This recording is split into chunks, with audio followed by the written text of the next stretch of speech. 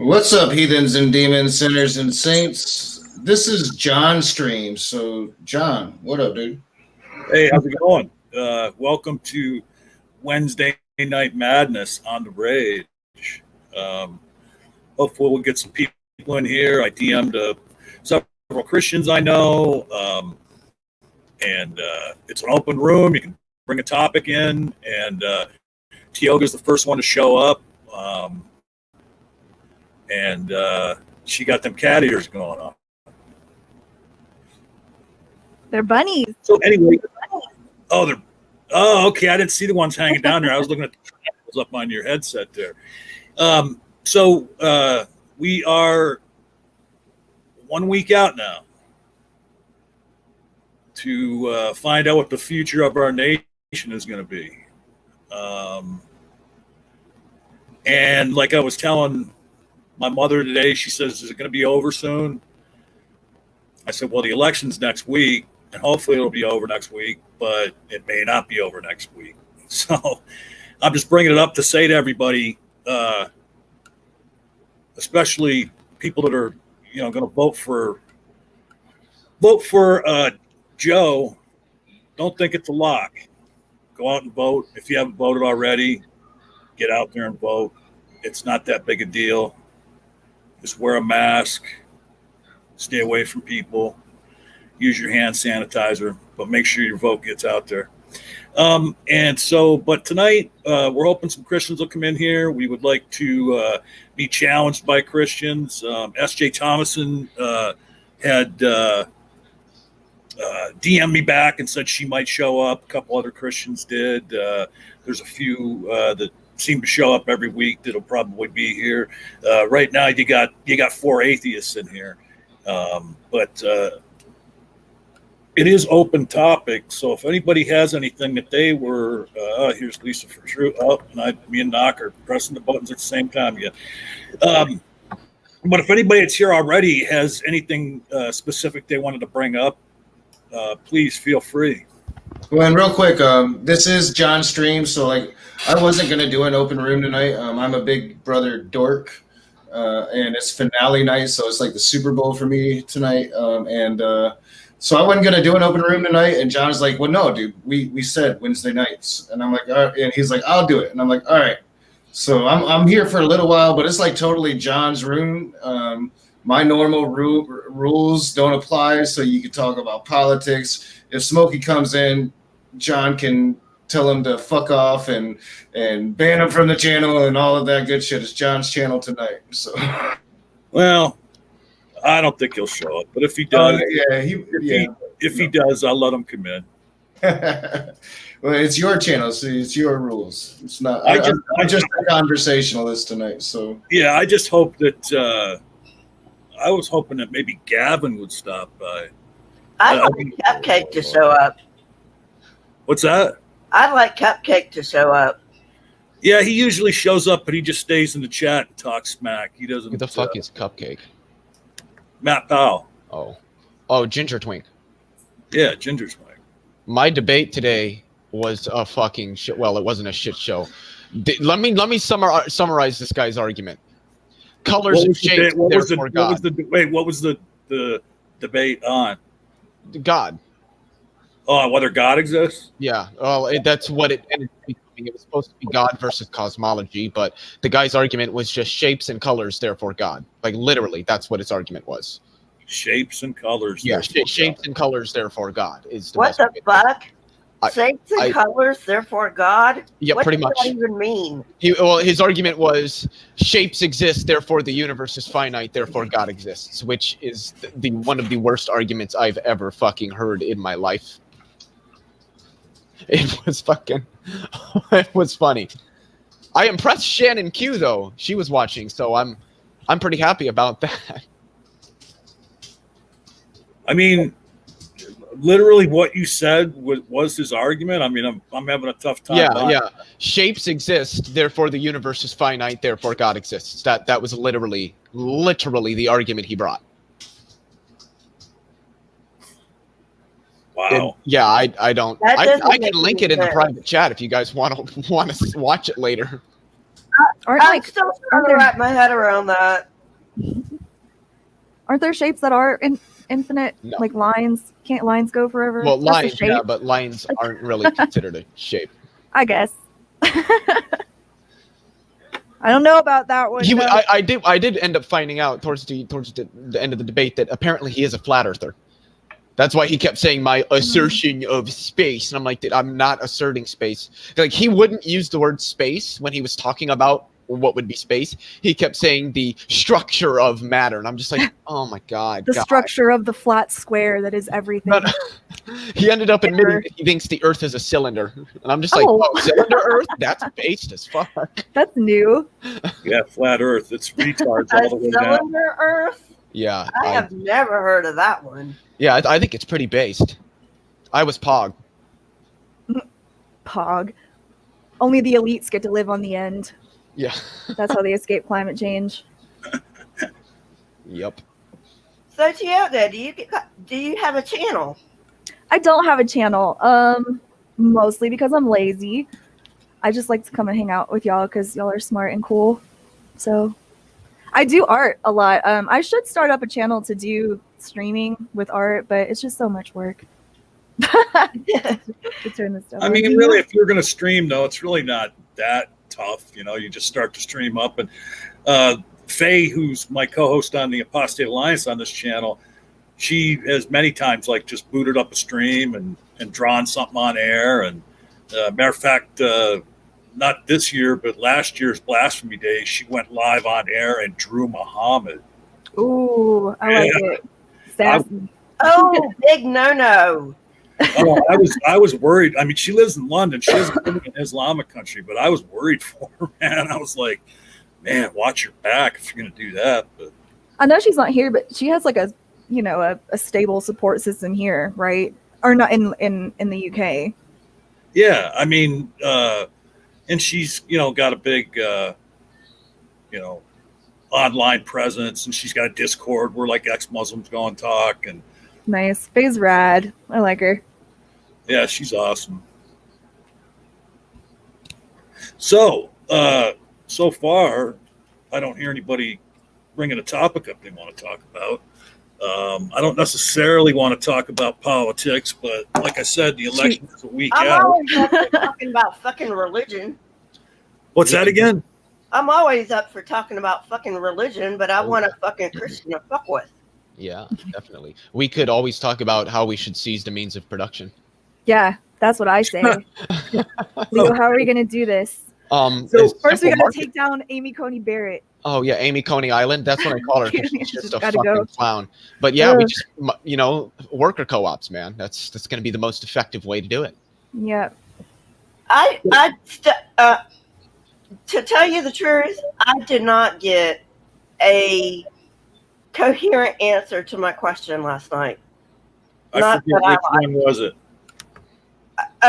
About the Bible. How do you know the Bible you have is the Bible that God wanted you to have? Yeah, they didn't really answer that. Well, because there really is no answer, Exactly. except that they take it on faith. Yeah. I don't think they understand what you mean by that. They should like smoke weed and think about it, and it would get them through like a whole week, man. I'm telling you. Well, all I'm saying is the guy that I debated today, and if you guys, it's on the agree to the number 2 disagree all one word channel. Just Google it; it'll pop up. God versus cosmology. If you watch it, you know what I'm talking about. I want whatever the fuck that guy was high on during that debate. Get me a lot of it, because I probably won't need much to get as fucked up as he apparently was. If you want to know what I'm talking about, just watch, because oh boy, I tell you what. I saw a notice of a debate. I can't even remember what channel it's going to be on. And the subject is Christianity versus naturalism. Oh, yeah, that's And then- Graham Oppie versus... Oh, I just saw it on Twitter. Graham Yeah. Oppie versus fuck me standing somebody else. And apparently Graham... Everybody's saying that Graham Oppie's got this in the fucking bag. Like, the person he's going against is just Well, not... I mean, here's the thing. doesn't even I make posted... any fucking sense. I mean, a Well, religion. right, and I posted in there. I responded to the tweet and I said, "How is this even a topic? Like the two, Christianity and naturalism are not necessarily mutually exclusive. I mean, there's Christianity lots of is Christians religion that- and naturalism is methodology. Well, Say I it think they're referring more to philosophical or metaphysical naturalism, which asserts that nothing supernatural exists, which would work against pretty much all of Christianity. Yeah, I mean, there Methodological- are Christians out there that accept naturalistic explanations and just believe it was God who put them in motion. Mm-hmm. I think that's more of a methodological naturalism versus like what I am, metaphysical naturalist. I just call it naturalism, Well- which is that supernatural stuff just straightforwardly doesn't exist. It's literally the natural world, and that's it. That's all there ever was or will be. But and John, like the vast majority of those Christians that do rationalize it somehow and put some natural explanation for it, they still believe like Jesus came back to life after 3 days. Well, yeah. Right. It's alive. Hey, Messenger, Lisa said she wants a Christian to fuck with. Come on in, man.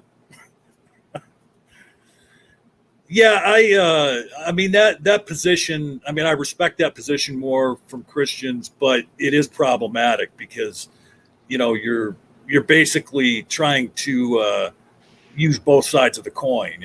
I believe Jesus rose from the dead, and I believe there's an all-powerful being that lives outside of the universe. But I believe that God used evolution and all the naturalistic explanations for what happened. That was just the tools that God used. But yeah, it is kind of contradictory for sure. When people say that, I've had people, I'm a theistic evolutionist. I think evolution happened. I just think it was directed by God. And I always say, how do you determine between evolution just being a purely natural process with no supernatural intervention and evolution happening with supernatural intervention? How do you differentiate between those? I don't get an answer because there really isn't one. Yeah, there isn't one. I did tell Yo-Yo It's Mung to come on in, and if you're still out there, Yo-Yo, click that link. I do believe Yo-Yo lives in Africa, is a Christian, but is a nice Christian, and I've had a couple of pretty good, decent conversations with him. All I can think of when you say yo-yo is Agents of S.H.I.E.L.D. Well, that's how I introduce myself into most chats is yo. Yo, what it is, home dog? Oh, and I forgot to explain my avatar and name for the evening. That's in honor of Knox's earlier stream today, where he reviewed an interaction between him and Gavin Herleman, where Gavin was in running Praise's channel, and they were doing a live stream, and Enoch was going back and forth with people, and he'd be in the middle of saying something, and Gavin just kept muting him, and just kept doing it over and over, and then they were all playing it off like Knock was having problems with his computer and shit. Can I answer a question in the chat really quick? Yeah, sure. I don't know if it's trolling or not, but it's from Minecoof. He says, so do you guys think communism won't lead to horrendous atrocities if you do it? Well, I'm not a communist, but like if we tried to just transition to communism right away, yeah, that would be pretty fucked up, just because you can't shock society with drastic changes right away. That's why we would have to transition to socialism. And then once we have a socialist society, you slowly transition to communist by whittling away at your state and social classes. Yeah, I think communism is an ideal. I don't think we've ever seen true communism. No, we haven't. About that. There's no state to what communism. People call communism, like China and every other country that there's God knows how many of them. It's communist, but then it's also socialist, but then it's Marxism, and it's also this and that. And No one then all knows. those terms mean different things, but they were all totalitarian states where the people who took control utilized the term communism to appeal to the proletariat working class, to make it seem like they were big and popular and for the working man, when really they just wanted as much power as they could get. And then they got state capitalism, baby. Yeah. Yeah. So First rate. is our new panelist, is it like Beetlejuice, or Biggie Smalls, say his name 3 times and he appears? Well, we tried that last night with Steve McRae and it didn't work, so I thought it was just bunk. Oh, you should have been here. We were fucking. I did want to say something about that, though. I noticed how some of us had a back and forth, especially me and Richard. We had a back and forth, but it was respectful. Like, if you would have replaced that with Smokey and some other Christian disagreeing about theism, that would have been a complete just shit show with victory all both ways. You call him Richard, like Richard. That's why you call him Richard, like John does. His name is Randolph. Wow, Randolph Richardson. Yeah. I was thinking of his last name, and Richard just popped into my head. Maybe we should start just calling him Richard Randolphson. I don't know. He told me he gets called Richard all the time because that's the first part of his last name. Yeah, I like So Richard. Yo-Yo. Yeah, that's what I was commenting on. What, you say somebody's name 3 times when they show up. Yeah, I hear you're a Christian. Yep. Okay, I got an honest question for you, man. Yep. Okay, how do you know the Bible that you have is the Bible that God meant for you to have? I'll say it's more belief. Yeah. Faith. I'll basically base faith. Okay. That's So the you basis of just it all. so you believe it, even though it might be false, is what you're saying. Might it be false? I'm not saying that it is, but even if it was false, you don't know that, and you believe that it's true anyway, because that's kind of how faith works. Well, I mean, Strongman, what he's saying, though, he's saying he believes on faith that it's true. Yeah. Even if it were it's sort of actually like false. it's sort of like, how do I say, the way I look at it, it's sort of like it's like a history book where if you read it, you read about what happened, then you just believe that. You say, yeah, this actually happened, and yada yada, whatever it's saying, it is true and stuff like that. That's how I look at it. Well, I like how your answer was just straightforward and honest, which you don't Yeah, really man. I you don't mean, get both of those together from not even just Christians, religious people in general. So I definitely respect that a lot. yeah, I definitely respect you for that. And that was not a trick question. That was an honest question for you, okay? Yeah. No, I understand. Yeah, it's just one of those things. It's like, if you believe it, yeah, you believe it. Some people, they don't, because they say there's inconsistencies with it. For me, I'm one of those, what's called, radical believers. I don't know what you call them. Like, yes, I believe this to be true, and I can see it, how it applies to our lives today and the things that are going on. So yeah, I can sort of read it, and then I test it. I don't just read it and be like, yeah, I also look to see, like, is there anything that can show that some of these things which are being said is true? So once Um, I gather enough of those, then I'll be like, yeah, I believe this, and I'll go with this. out of curiosity, what brought you into Christianity? Did you read the Bible yourself? Like, how old were you? Well, oh yeah, for me at first, the first thing is I was born in a Christian family.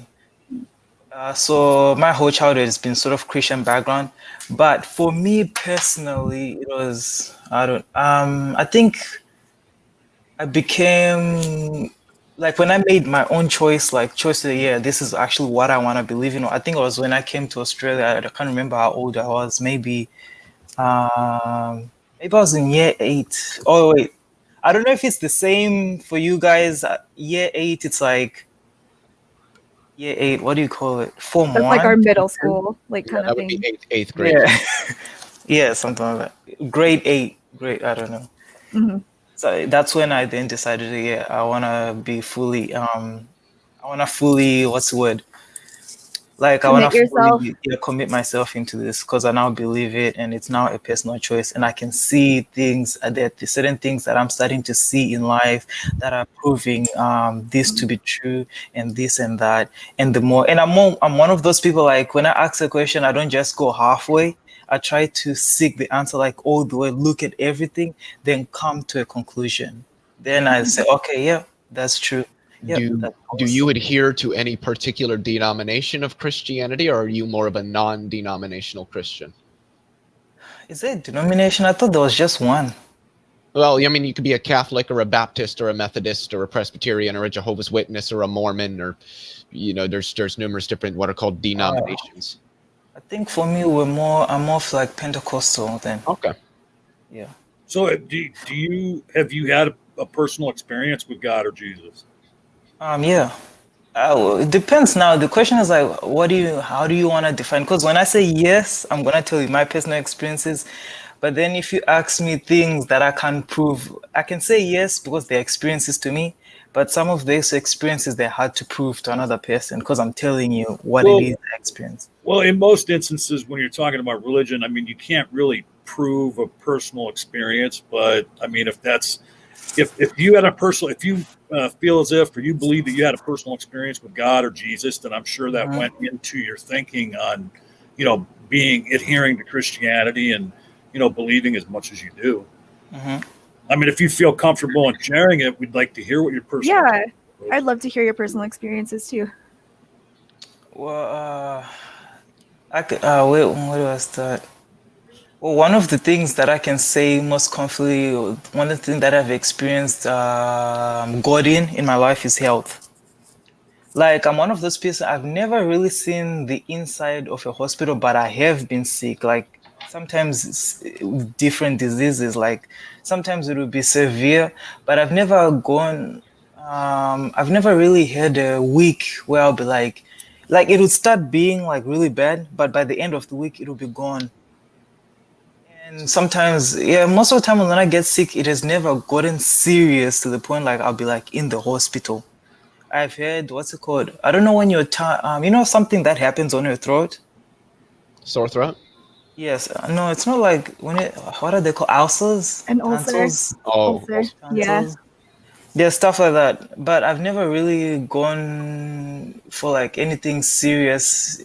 It's sort of one of those things over time, it then just disappeared. But it was serious back then. So you believe that there is a God presence watching over you to keep you Yeah. safe. Okay. It's not even just that. Yeah, when I was a kid, I remember I had a, what's it called? Death experience, but it's what's it called? My parents told me because for me, the funny thing about me, it's like I remember it vividly. But then I remember I went and asked my dad, did this really happen? Because for some reason I had like these images of remembering that time.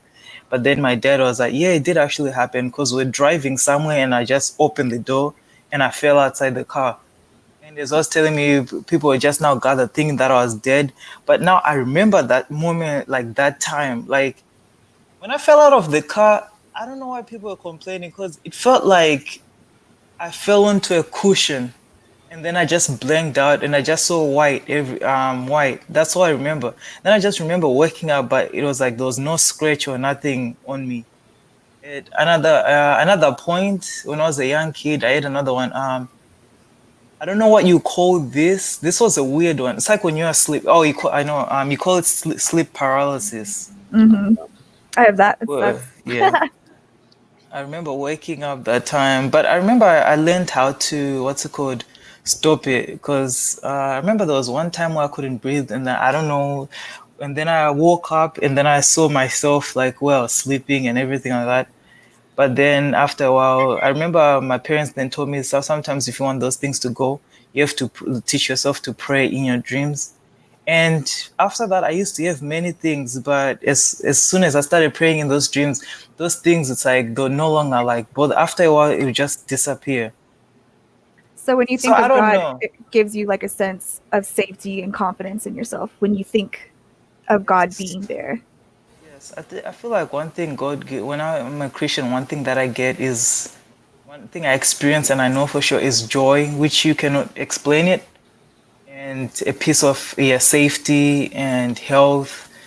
And what health? There was another one which I forgot. Oh yeah, a spiritual like awareness and alertness. Like there's sometimes where you know things. I would have a dream about being in a certain place for a while, and then that thing that I dreamt about, I don't know, but it will come to pass exactly as in that dream. I don't know. So I Um, just think that's what I think. Some things I can, and also Yeah. being born in Africa is totally different. Like there are certain things where people, if you come to me, because I've been in Africa, I've seen what things, these things they happen everywhere, but I've seen and heard stories of them. There's some things I'm like, yeah, God exists, and this is true. This and that is true, and stuff like that. Yeah. We got I a guess- question from the chat for you, Yo Yo. What? We have a question from the chat for you from fellow believer. He says, "Have you ever received any revelation from God that was something that you didn't already have been taught or received from somebody else? Yes. What was that?" It's a lot of things. Well, one of the things that I had a deep interest in was creation and origin of humankind and all that stuff. And I remember when I was searching for that, I'll talk more of like current ones because these ones are like ages ago that I learned it. But the current ones, I learned about our purpose as human beings as to why we're here. And it's like reading. When you read and read, you started learning certain things to say, what is really the purpose of a human being? And what are we on earth for? And then when you start, sort of purpose, I'll just bracket it. I've learned about purpose and also relations and morals and all that stuff. Like respect, what does it really mean? Or what does that really mean? Or relationships was another one. But even you learned. I mean, but those were revelations from God. Yeah, well, what do you mean by revelations? Because the way I define revelations might be different. I think what Messenger is saying is that have you ever received information directly from God that caused you to know about something that you didn't previously know about? Like, did you hear a voice, or is there a specific sign that you had seen? I think a better way of wording it is, have you ever received knowledge that you would say perhaps came from God that it was about something and there's no way you could have known that information before that revelation, so to speak?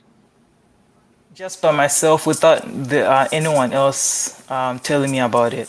So it came to you you thought of it by thinking of God, right? Is that what you're saying? It kind of came to you yourself? Yeah. Like you didn't hear Yeah. God tell you should. No, I mean, like I didn't hear. You know how you have like pastors and stuff like that. Like I didn't hear just straight direct from God. Okay. Okay, I think I get what he's saying. I just want to ask one You get what question, and I'm going to let everybody else go. Have you been around people of other faiths that aren't Christian that are yeah. maybe? I've been through many. How would you reconcile people feeling those like elations and joy and like signals from other religions? Like, do you think that they believe equally as you believe in God, that their faith might give them some sort of confidence and power?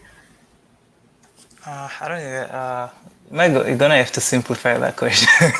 Yeah. Do you Like, think like I'm getting the whole general idea, but I'm still having like, what do you mean sort of question in yeah? my So like head. you feel like when you talk, excuse me, to God that you have a personal connection. It gives you more Yeah. confidence. You feel protected. How do you feel about other people in religions that aren't based on Christianity who feel the same Oh. way that they give like praying to their specific deity or whatever gives them equal amounts of confidence? For me, I don't really mind. I don't mind what you believe in. For me, I believe in everyone should have at least the equal opportunity to hear, to get to hear about every belief, whatever there is, and also everyone should have an equal opportunity to choose. Because Christianity, people have to understand the whole basis of belief and faith is you get to choose. At the end of the day, you hear it, and then at the end of the day, you have to sit down and be like, yeah, I want to believe this and that. So I believe that everyone has an equal opportunity. So I don't mind what other people believe in. It's your choice at the end of the day. I can't come and Definitely. force you to Do you think that believe something. do you think that they are receiving actual divine guidance from a different deity, or That's the thing, though. That's the thing, though.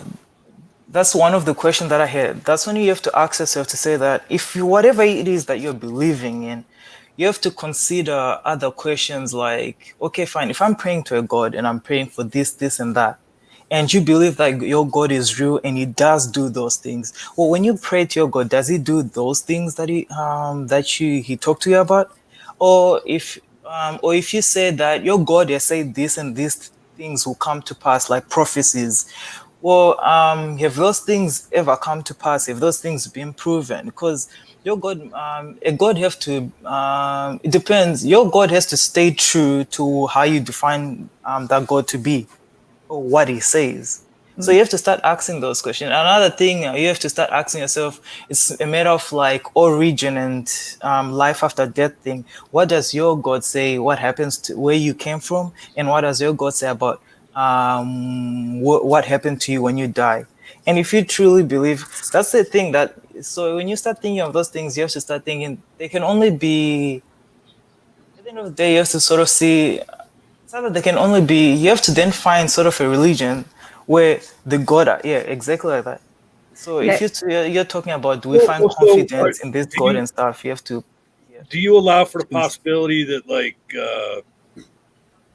that all the other religions are seeing your same God, but they're just seeing it in a How different? did I know this? I knew John was going to steal my motherfucking question. I was going to ask him about universalism. Yeah, I mean, Damn it, John. because it could be that other people are interpreting the same God in a different way, or that God is revealing Himself to other people in the same way, and it's all the same God. I mean, is that do you I'm do you getting feel a question. that?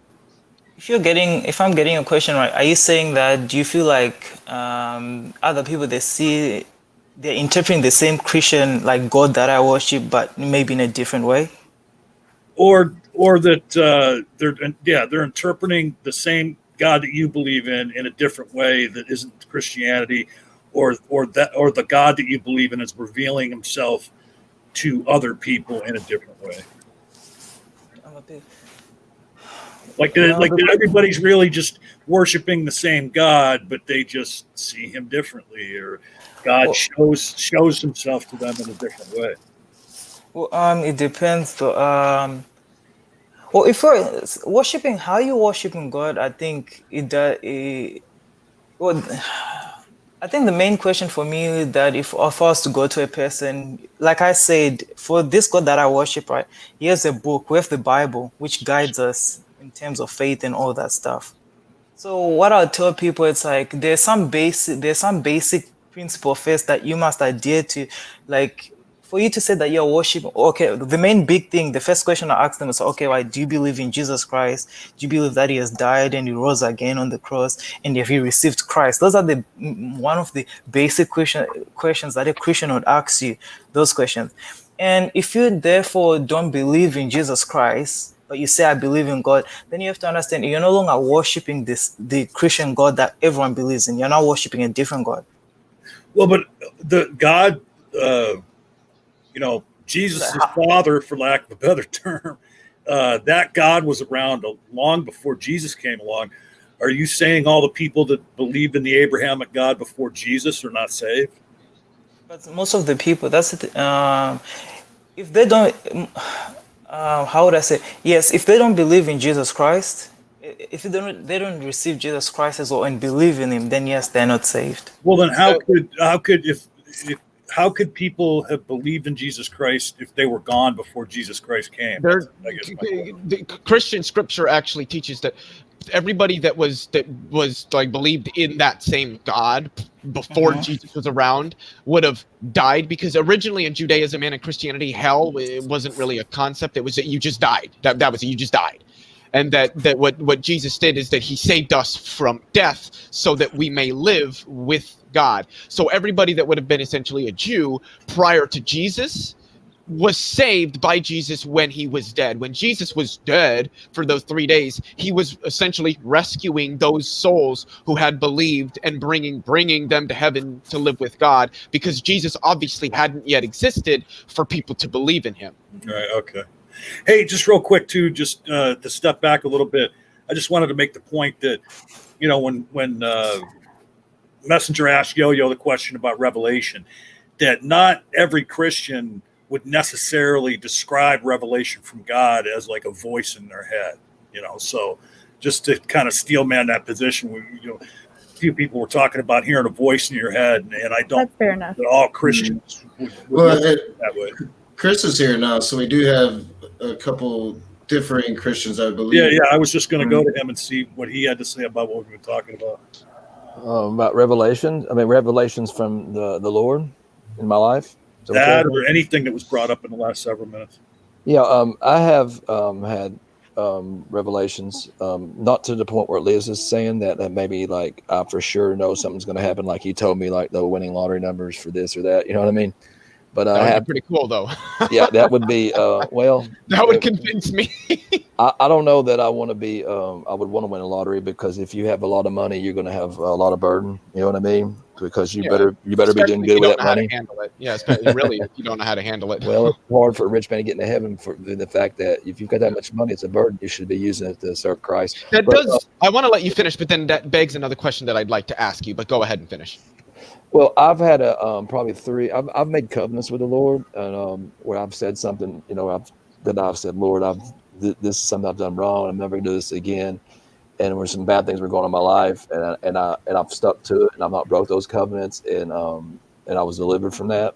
And so that was a direct revelation. There's about 3 times in my life that something that was very improbable that was going to happen, that should have happened, that did not happen. And I was 100%, the Holy Spirit just let me know without a doubt, 150% what the outcome was going to be. And it came to pass. And so those would be revelations in myself and personal and biblical evidence for me.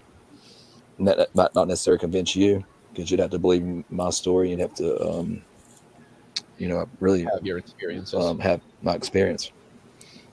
So I wanted to ask if But it's a somebody great. But I won- will say it's an astounding feeling when I have that piece where I knew it. It was like I knew what was going to happen, and it happened. I know you could say, well, you know, what's the circumstance? It's pretty personal. I might bring it up sometime, but it was pretty improbable what was going to happen. This has happened 3 times though, so it's not just one time. But go ahead. What was you going to ask after that? say that a Christian did win the lottery, and I'm not going to say it was by a miracle of God. They just got lucky and won the lottery. If they were very charitable with their money, like very, very charitable with their money, like they were wealthy for the rest of their life, but they were charitable with their money. They were helping people out, doing the right thing. Do you think that, well, the first question is, would winning the lottery, say being selfish or anything like that, inherently make somebody not get into heaven? And then the second question. No. Well, see, yeah, you robot a little bit, but I get what I think where you're going. Like, well, see, if they were already saved, unless they apostatize or something. The way I feel that, you know, on the once saved, always saved, I feel that pretty much that's the overarching, I would say, for most Christians. But if you decide to up and leave the faith, I would argue you probably wasn't saved to begin with. So that would be kind of a moot point. Can everybody still hear me, by the way? Yeah, I can now. You dying out a little bit here and there. Yeah, my camera's frozen. I'm gonna leave. Somebody bring me back. How do I just go backstage rather than leaving the whole studio? John, I can stick you backstage. Okay. And then bring me back in. I want to fix whatever the fuck is wrong with my But camera. I'll answer Yeah. your question while you're gone. Somebody's trying to get in, and usually you need to leave, and come back, and that's like Russian roulette at this point. Yeah. Right, well, no, I mean, if he's been backstage, nobody else can get in. I know, but like, yeah, usually that's not going to really help too much. Yeah. So I do try, think try it now, Leo.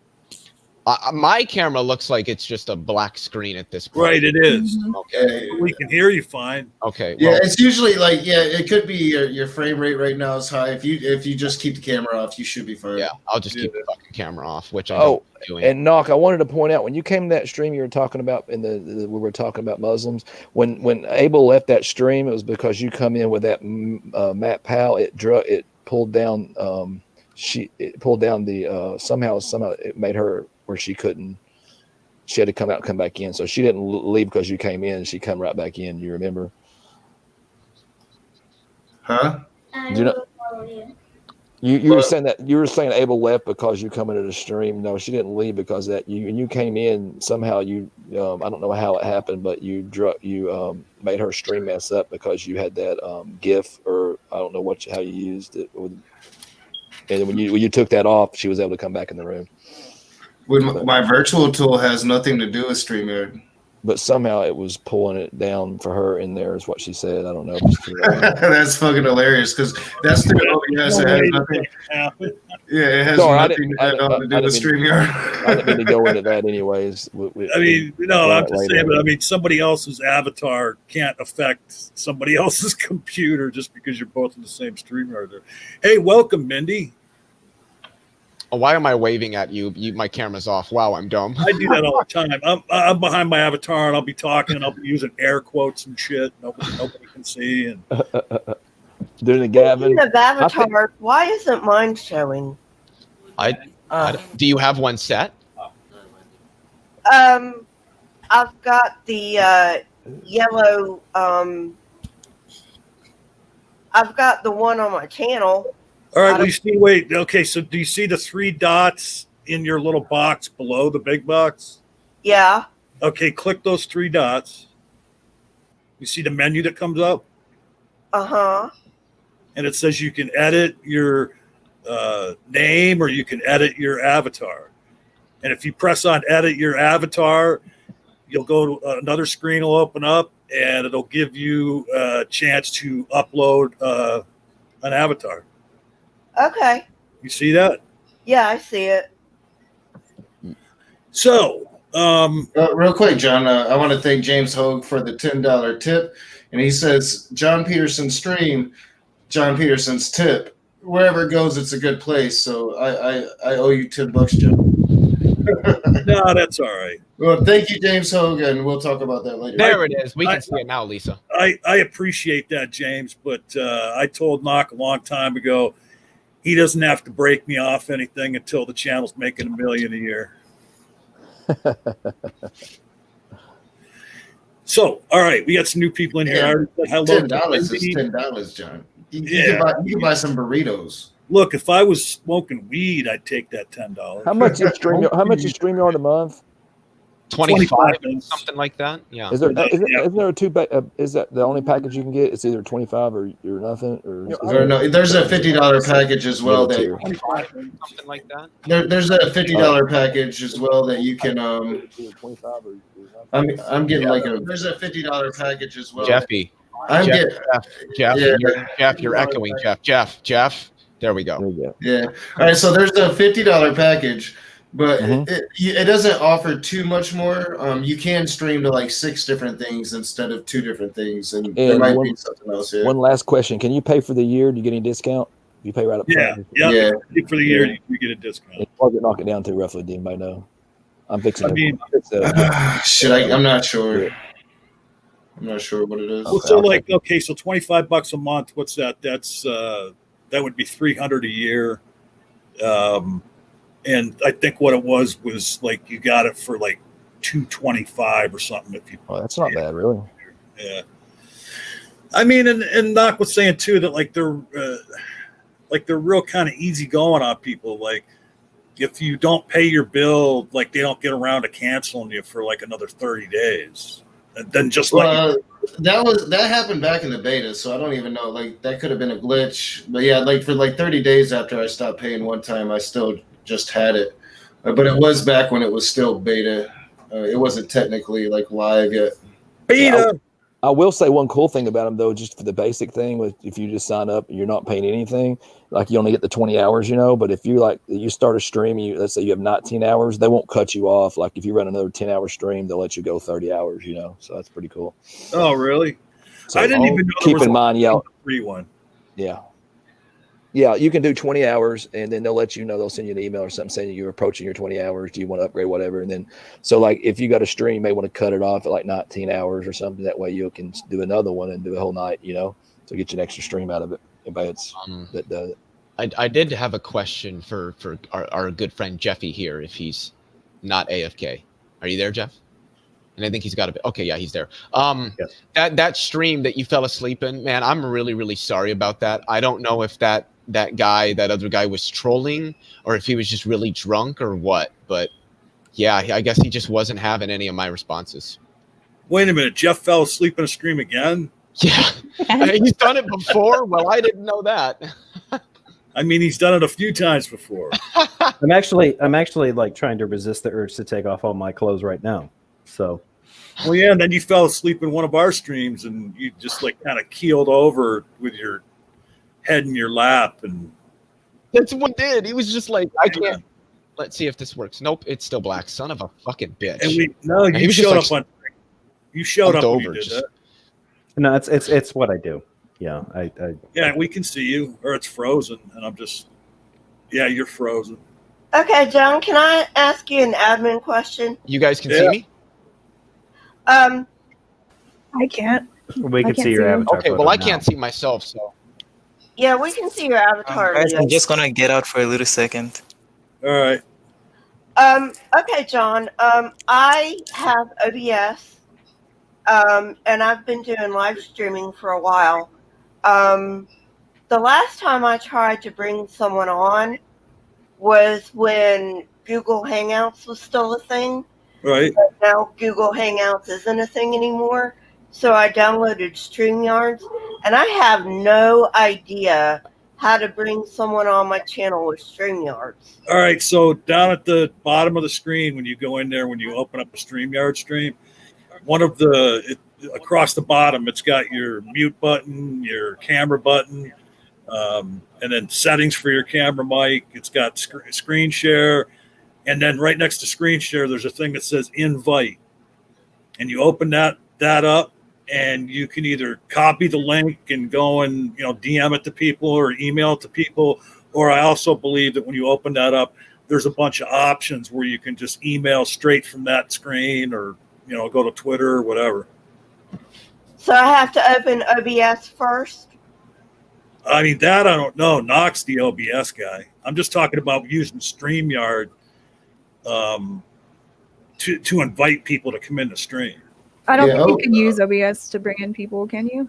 Well, you can. You have to use StreamYard and OBS together, and you have to No. pretty much do a window share You- within OBS. Mm. Okay, so I have to open OBS first and then StreamYards. I mean, I don't think it really matters. Well, it You have depends to, like- on where you Just want a your sh- camera. Yeah, you'd have to window capture from OBS onto specifically just the browser that has StreamYards in it, I think. Yeah. Okay. Yeah. So yeah, I mean, it's you just got to play around with it, and and it'll pull up the whole screen of ScreenYard right now. So then you have to cut it down to where it's just the window that you want to show.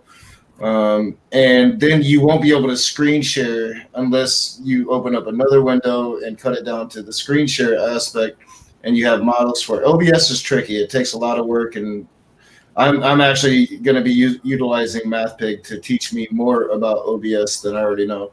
Hey, Philosophish, man. One of these days you're gonna be wanting to stream something, and you're gonna go, man, I should have been paying attention in that fucking Rage stream. We were talking about the. Hey, Lisa, if you want to do I thought you OBS, used you can I thought you. go ahead. Okay, Lisa, if you want to do Stream OBS, Labs, not OBS Oh, Studio. Sorry. Yeah, you tried. You tried, Tioga. Yeah, you completely Leo bought it cut out, out. Leo. Yeah, you completely bought it out, Leo.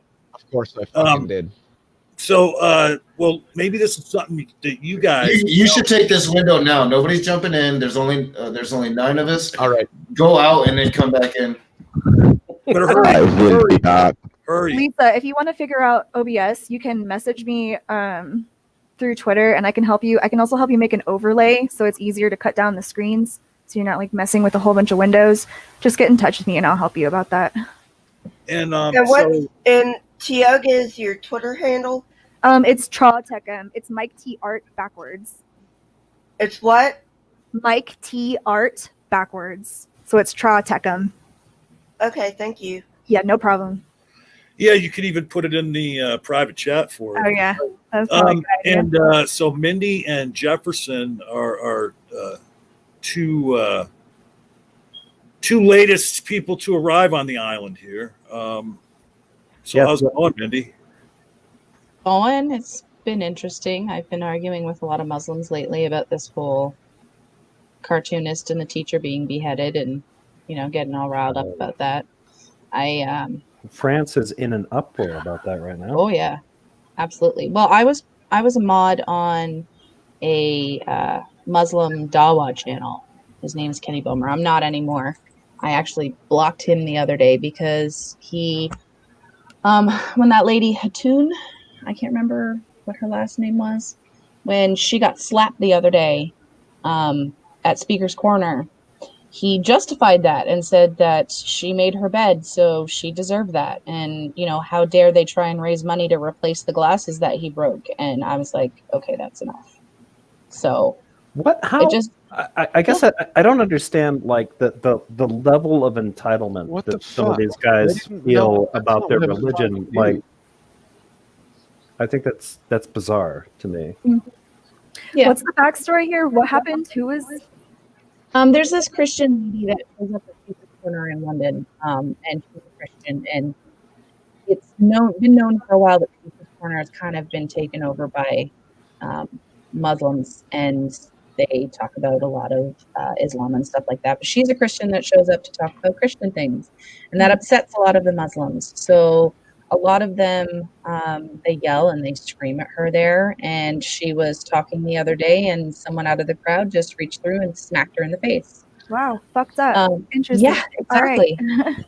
And then, Did she so then- strike him back? no, she didn't. Probably not a smart idea. Yeah. Oh, that's a really smart idea. I would have probably not stopped bashing him out his face in until he was missing at least half of his teeth. Well, it turns what- out she turned the other cheek. So Well, what happened is after he hit her, a bunch of people grabbed him and pulled him back away from her. But So I nobody think that hit him. That's what maybe I was just raised different, but if you hit me or if I see you hit somebody, I don't care if it's a man or a woman or what, and I don't care if you're a man or a woman. If you hit somebody unjustified, I'm probably going to deck the fuck out of you. You gotta Okay, be you're a careful. bad You gotta man, be Dale. careful.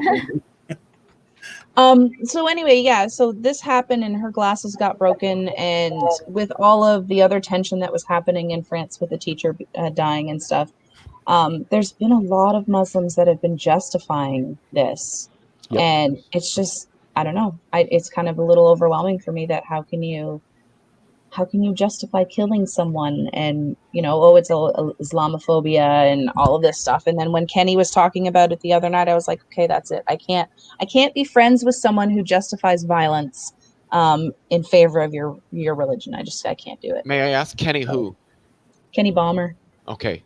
I Yeah. gotta say, I think it's interesting too because, like, with the other ideologies, this stuff usually doesn't play out as well, right? Like, if somebody tries to justify this with nationalism, it seems nakedly stupid. If they try to justify it with, regionalism or something like that, or tribalism, something like that, or something ethnic, racial, it just doesn't go anywhere. But the final fig leaf, it seems like, is religion. With religion, it's like, oh no, you made me mad, you offended my all-powerful God, so you deserved a slapping. Like, first Deserve of all, what's coming to you. Yeah, exactly. yeah, how did I offend your all-powerful God? And if your God is all-powerful, why did I deserve a slap? Mhm. Well, if Why did your God's God powerful, come down and how smite was he you? offended? Yeah, Mhm. What difference does this make? And if everything gets sorted out, at the end, after we've shuffled off this mortal coil, and everything's getting sorted out by this great God in the afterlife. Again, what are you doing right now? This is the same thing that I have a problem with that idiot Mr. Batman and some of these other people talking about, like, oh, if there was a theocracy, then we would create a government where we would program people to believe in Christianity, and if they couldn't accept it, we would just execute them. Like in this world, why would you do that when you have an afterlife that is going to supply either the things that you eternal want, reward yeah. or eternal punishment? So when you we talk need to make about- this happen in the world. When you talk about like the drawn cartoons and the teachers that got beheaded, and oh, you offended the prophet, you deserve a beat down. I mean, if it turns out us atheists are wrong, I mean, I just have this vision of like all these Muslims waking up in hell and going, wait, what? and Allah going, dude, you killed somebody for drawing a cartoon. Why are you surprised about being in hell? But like if your faith is so fragile that you are threatened by a cartoon, what does that say about your faith in your religion? Yeah, it's insane. Well, I'm not taking Islam's position here, but to explain Islam a little bit, it is the tradition, and they, as far as I know, have never been allowed to recreate the facial image of Muhammad. Anything, Actually, that's not true. really? So how is it not true? Well, they're not. They're technically not supposed to, but there are certain instances where they allow it, because there's actually a portrait of Muhammad in the Supreme Court. Also, there's another problem Like with the it. too, U.S. because Supreme Court? That's just not okay. One of the reasons. Well, Well, he's not the only one. They have a bunch of different. There shouldn't be religious any of things. them. Not a single But- fucking one. But one of the biggest reasons that they bring up for this is that it within the Quran, it does talk about the idea that's usually brought up is that a depiction of Muhammad is forbidden because it's idol worship, right? So one of the things about this is that they don't want this to appear because it's dangerous for anybody to accidentally worship this idol. But what it's ended up, what it's turned into, at least in terms of like contemporary Islamic culture, especially amongst the fundamentalists, is that no criticism is allowed, right? So depiction of him in any kind of critical way or in any way is automatically critical, and that is offensive and needs to be snuffed out. This makes no sense, because if the philosophy was depiction of the prophet is dangerous because it could be considered idolatry and that could lead people astray, then the expression from the Muslim community should be one of concern, not one of anger and violence.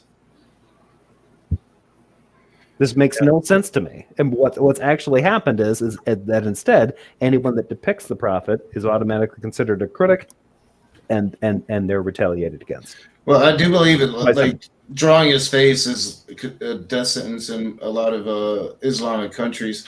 Now that I play devil's advocate, and John, you'd have to look into that, because I think maybe images that you've seen, and you talk to Muslims more than I do, but the reason I'm saying that is I just recently saw a story where they were talking about how in the past it wasn't anything.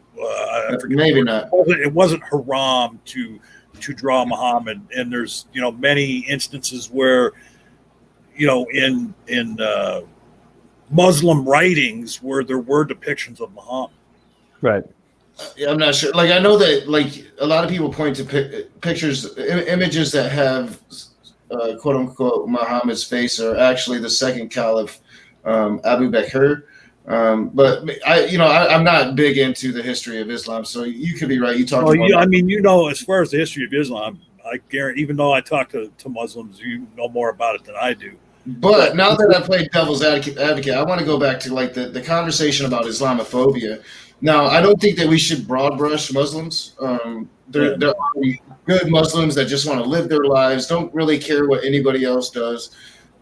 But Islam is a huge problem, and people need to speak out against it in the civil rights atrocities that these countries are committing without being branded as some kind of racist or bigot. When we as a world need to be recognizing the serious atrocities that are occurring in these places. Interesting that Yeah, I but found it. I think it's important to note, to differentiate that these atrocities are not necessarily being done in the name of Islam. They're being done in the name of fundamentalist Islam, just like the Crusades were done in the name of fundamentalist Christianity. And No, I'm talking about theocratic governments that have instilled Islamic law and are murdering gay people, murdering atheists, murdering women. No, I'm talking theocratic governments that are utilizing and committing this law in the name of Muhammad. I think yeah, I just think that's an important distinction to make.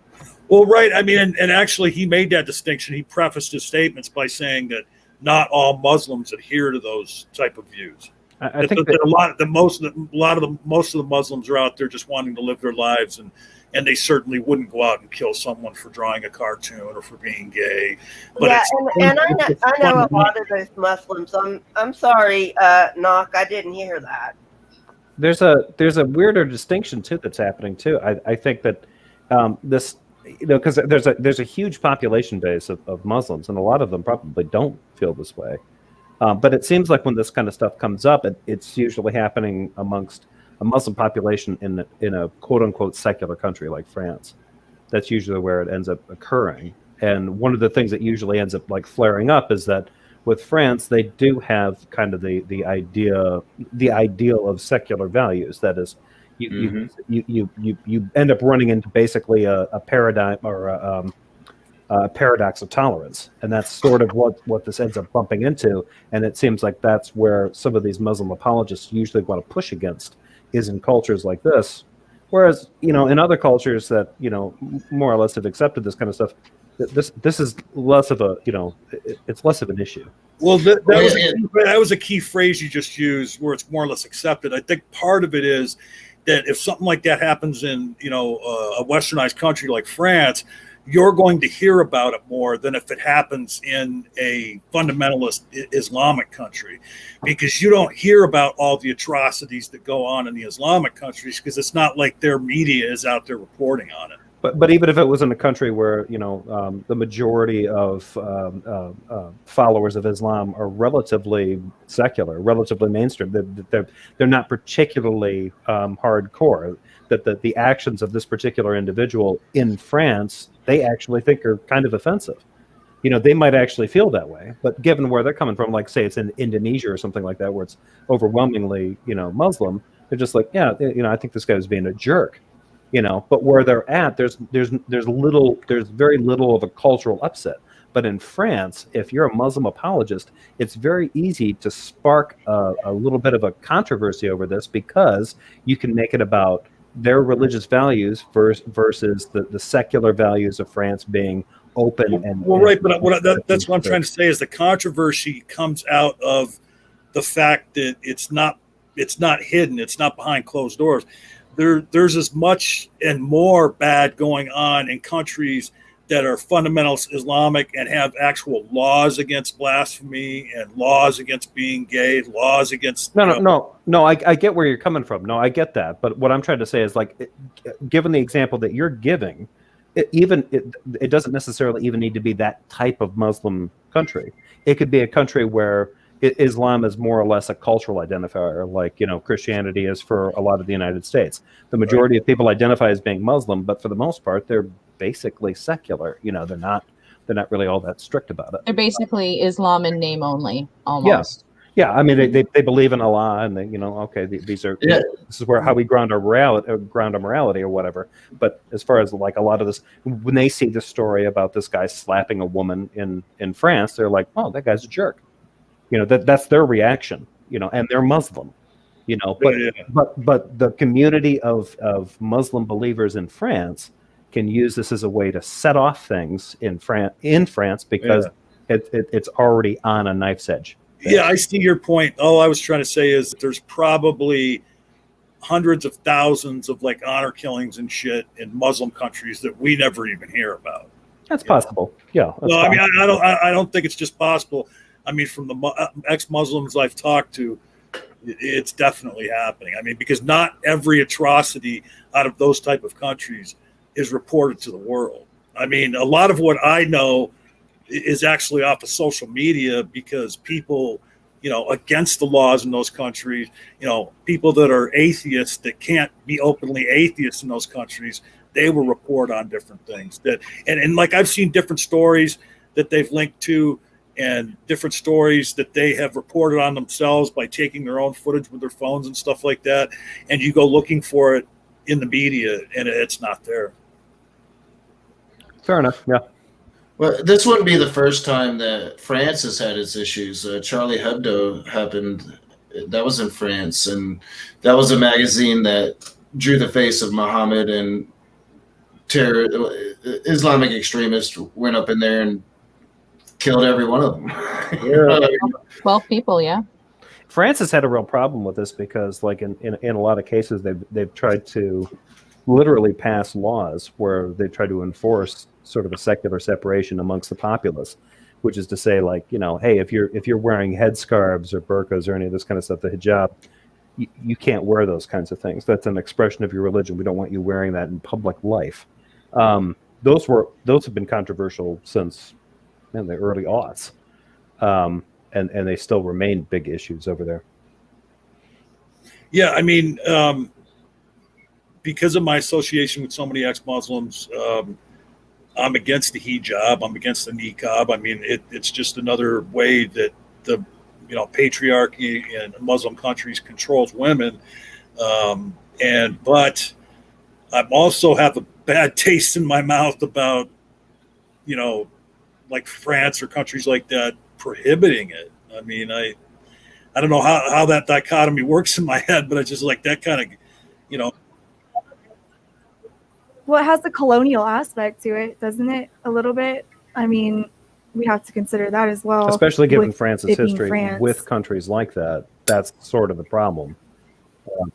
Yeah, I mean, that's part of the the problem, biggest thing. yeah. It's like, okay, it seems like what they're trying to do is essentially like usurp that. And it's not like the whole point of something like a hijab or a niqab, they're not meant to be worn in private. They're meant to be, the idea of like religion happening in a quiet place on your own, in the closet, off in your own space kind of thing. That's not how it works for certain sects of Islam. And so when you try to pass that off as like a law in what is ostensibly a secular country, you have taken a stance against a religious belief. Well, and like, just imagine if some country came out and like made the law that Jews couldn't wear yarmulkes anymore, or Right, exactly. Yeah. Hasidic Jews couldn't have, the curly, long-haired sideburns or whatever you call those things. Right. I don't have any problem with Muslim women wearing hijabs, but I do have a problem with them wearing burqas and the half veil, whatever that's called. Niqab. It's just, I feel it to be a safety issue. So I think we could get away with banning the burqa and the half veil on a safety issue thing. Well, if that I veil, don't really have a problem with them wearing the hijab. What is a safety issue? What's the safety issue? Yeah, at this point now, if the veil over their faces is at least 3-ply, they're actually going along with COVID standards. So they're actually abiding by safety standards. So I have no problem at all with a hijab or the niqab, as long as they're washing it regularly. And as long as at it's least like 2-ply. not mandatory. Like you wear what you want, but don't be making people wear shit. Right, exactly. But it, especially in way of the burqa, I mean, you can really hurt yourself. I've never worn a burqa, obviously, but I've seen burqas, and I'm really worried about women who wear burqas. Well, I mean, what do you mean they can hurt themselves though? Lisa, I can tell you, I've worn a burqa and they're comfortable as hell. It just depends on the Yeah, what's the? manufacturer. I mean, what's the safety? But what do you mean they can hurt themselves though? I'm talking about not being able to see shit. I'm sure they find ways around it. I'm sure they're agile ladies. Let me ask Mindy because she did a lot of work with a Muslim channel, and she is very much into the Muslim issues, ex-Muslim issues on social media. But what because those are three different things: the hijab, the niqab, and the burqa. Like, what do you know the differences between the three? Yes, I do know the difference. So I actually had an argument with a former friend of mine who wears a hijab, and she wears the hijab when she does the dawah on the channel. The way she originally explained it to me is that the hijab wasn't a way to be oppressed, or she wasn't being forced to wear it. It was her way of worshiping Allah. And what I said to her was like, okay, well, I support your right to wear what you choose to wear. However, it makes me sad that a religion makes you think that you have to cover up in order to make a God happy. And it makes me sad knowing that in some countries, they force you to wear it in order to make this God happy. Like, she lives in Texas, so she has the freedom to choose. But there's a lot of women over in the Middle East that don't have the freedom to choose. And I think sometimes that they have a trouble seeing that difference, that yes, they're Muslims, but they have the freedom in the States in order to practice how they want to practice, where that freedom doesn't extend to the Middle Eastern countries. And that, you can be put to death or jailed for life if you leave the religion. And they explained it to me as, well, that's a cultural thing. That's not Islam, because Islam doesn't teach that, but it's a cultural thing. I'm like, but it's still, they're using the religion to justify that oppression of their people. And again, you are sitting in a privileged spot in a country that allows you to have the freedom to do that, where they don't. And I don't think that they really understand that. And in my experience of this, 7 months of being on this channel and being a moderator for them, I've noticed that there is a very, very, very big difference between the people that practice Islam that live in the States, and especially those that were born in the US and reverted to Islam, compared to ones that live in like Muslim majority countries. There's a really, really big difference. They actually even have a name for it. They call it Westlam instead of Islam. Yeah, because what I gauge from it, from what I've seen anyway, is that the Muslims that are from the Middle East or from that side of the world see them as much, I'm trying to think of the best word, they're not as devout, they're weaker, they're softer. They're not as they're not as They're beta. they're not as committed to Allah as those that are in the Middle East and Indonesia and all of that. They're very, very different. And they actually criticize those Muslims that are in the States and say that, you're not as good as enough. You don't love Allah as much as we do, because you aren't willing to go the length that we want you to for our God.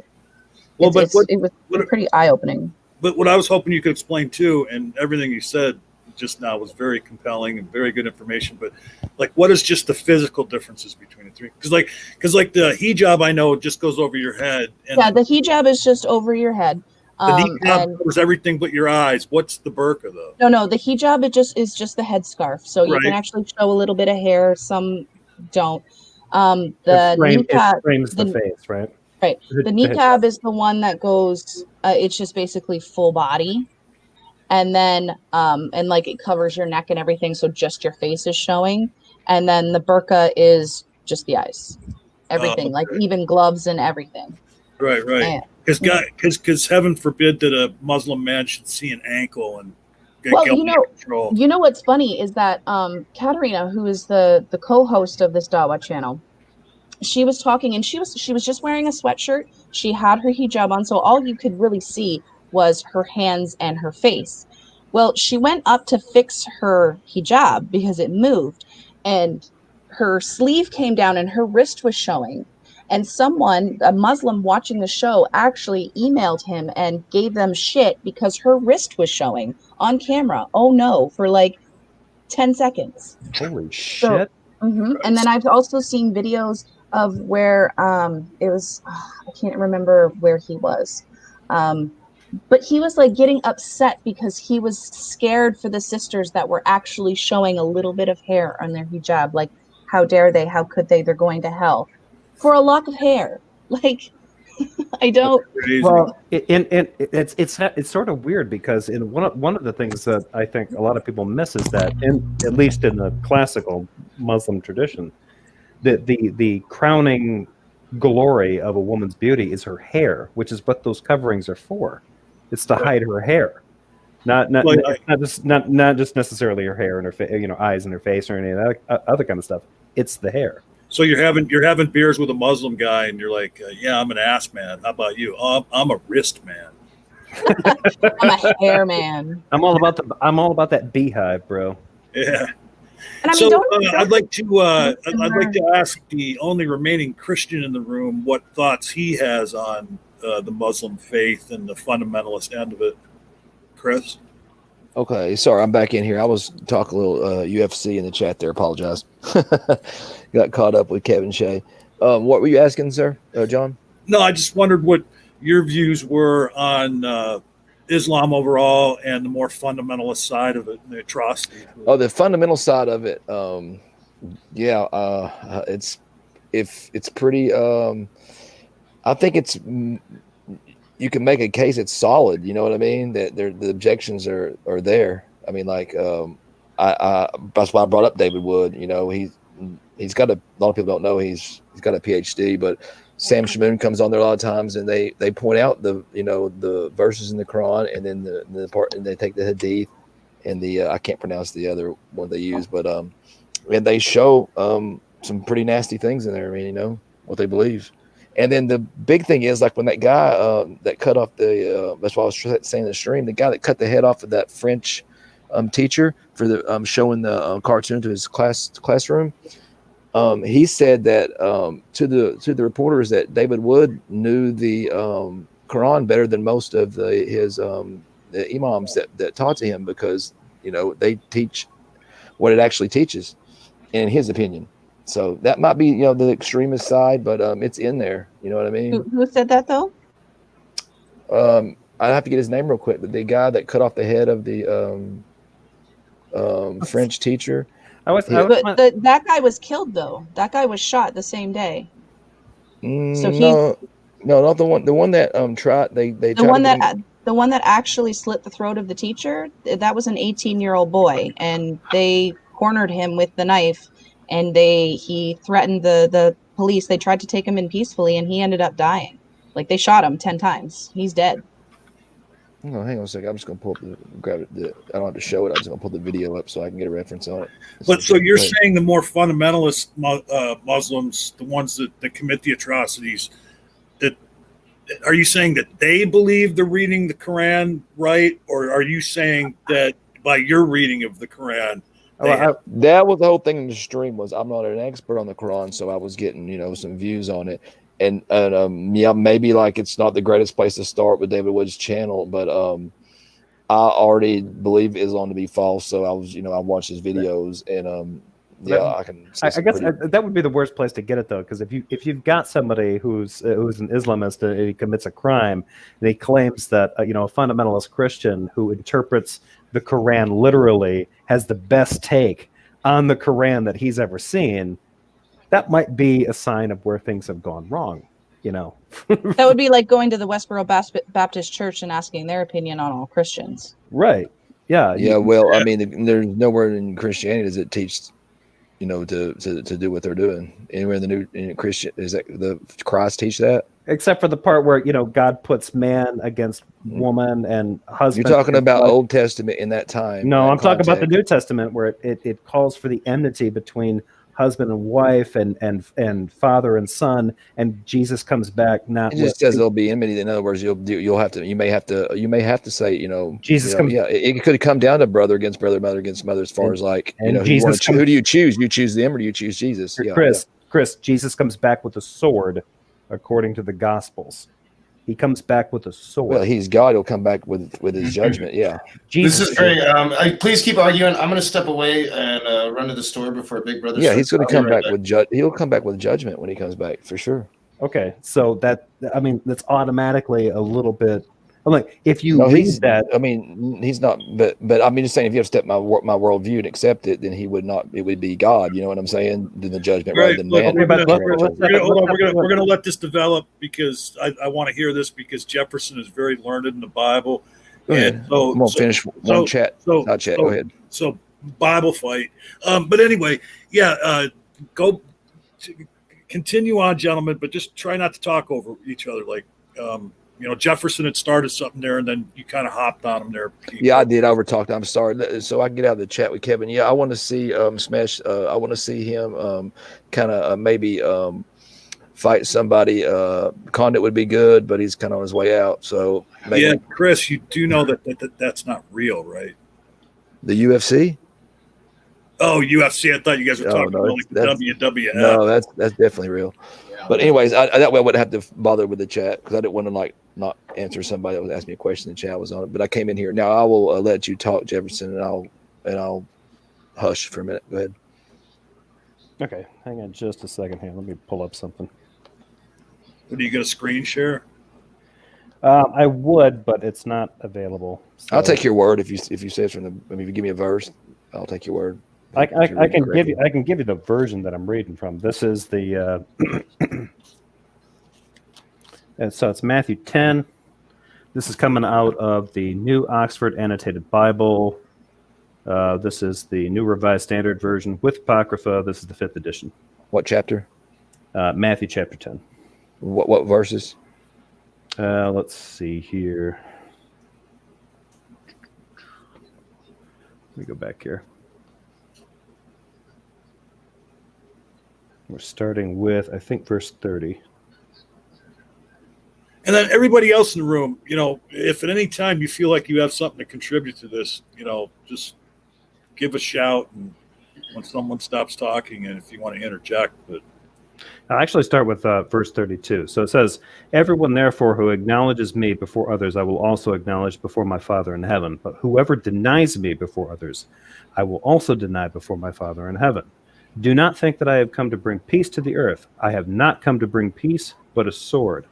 For I have come to set man against his father, and a daughter against her mother, and a daughter-in-law against her mother-in-law, and one's foe will be members of one's own household.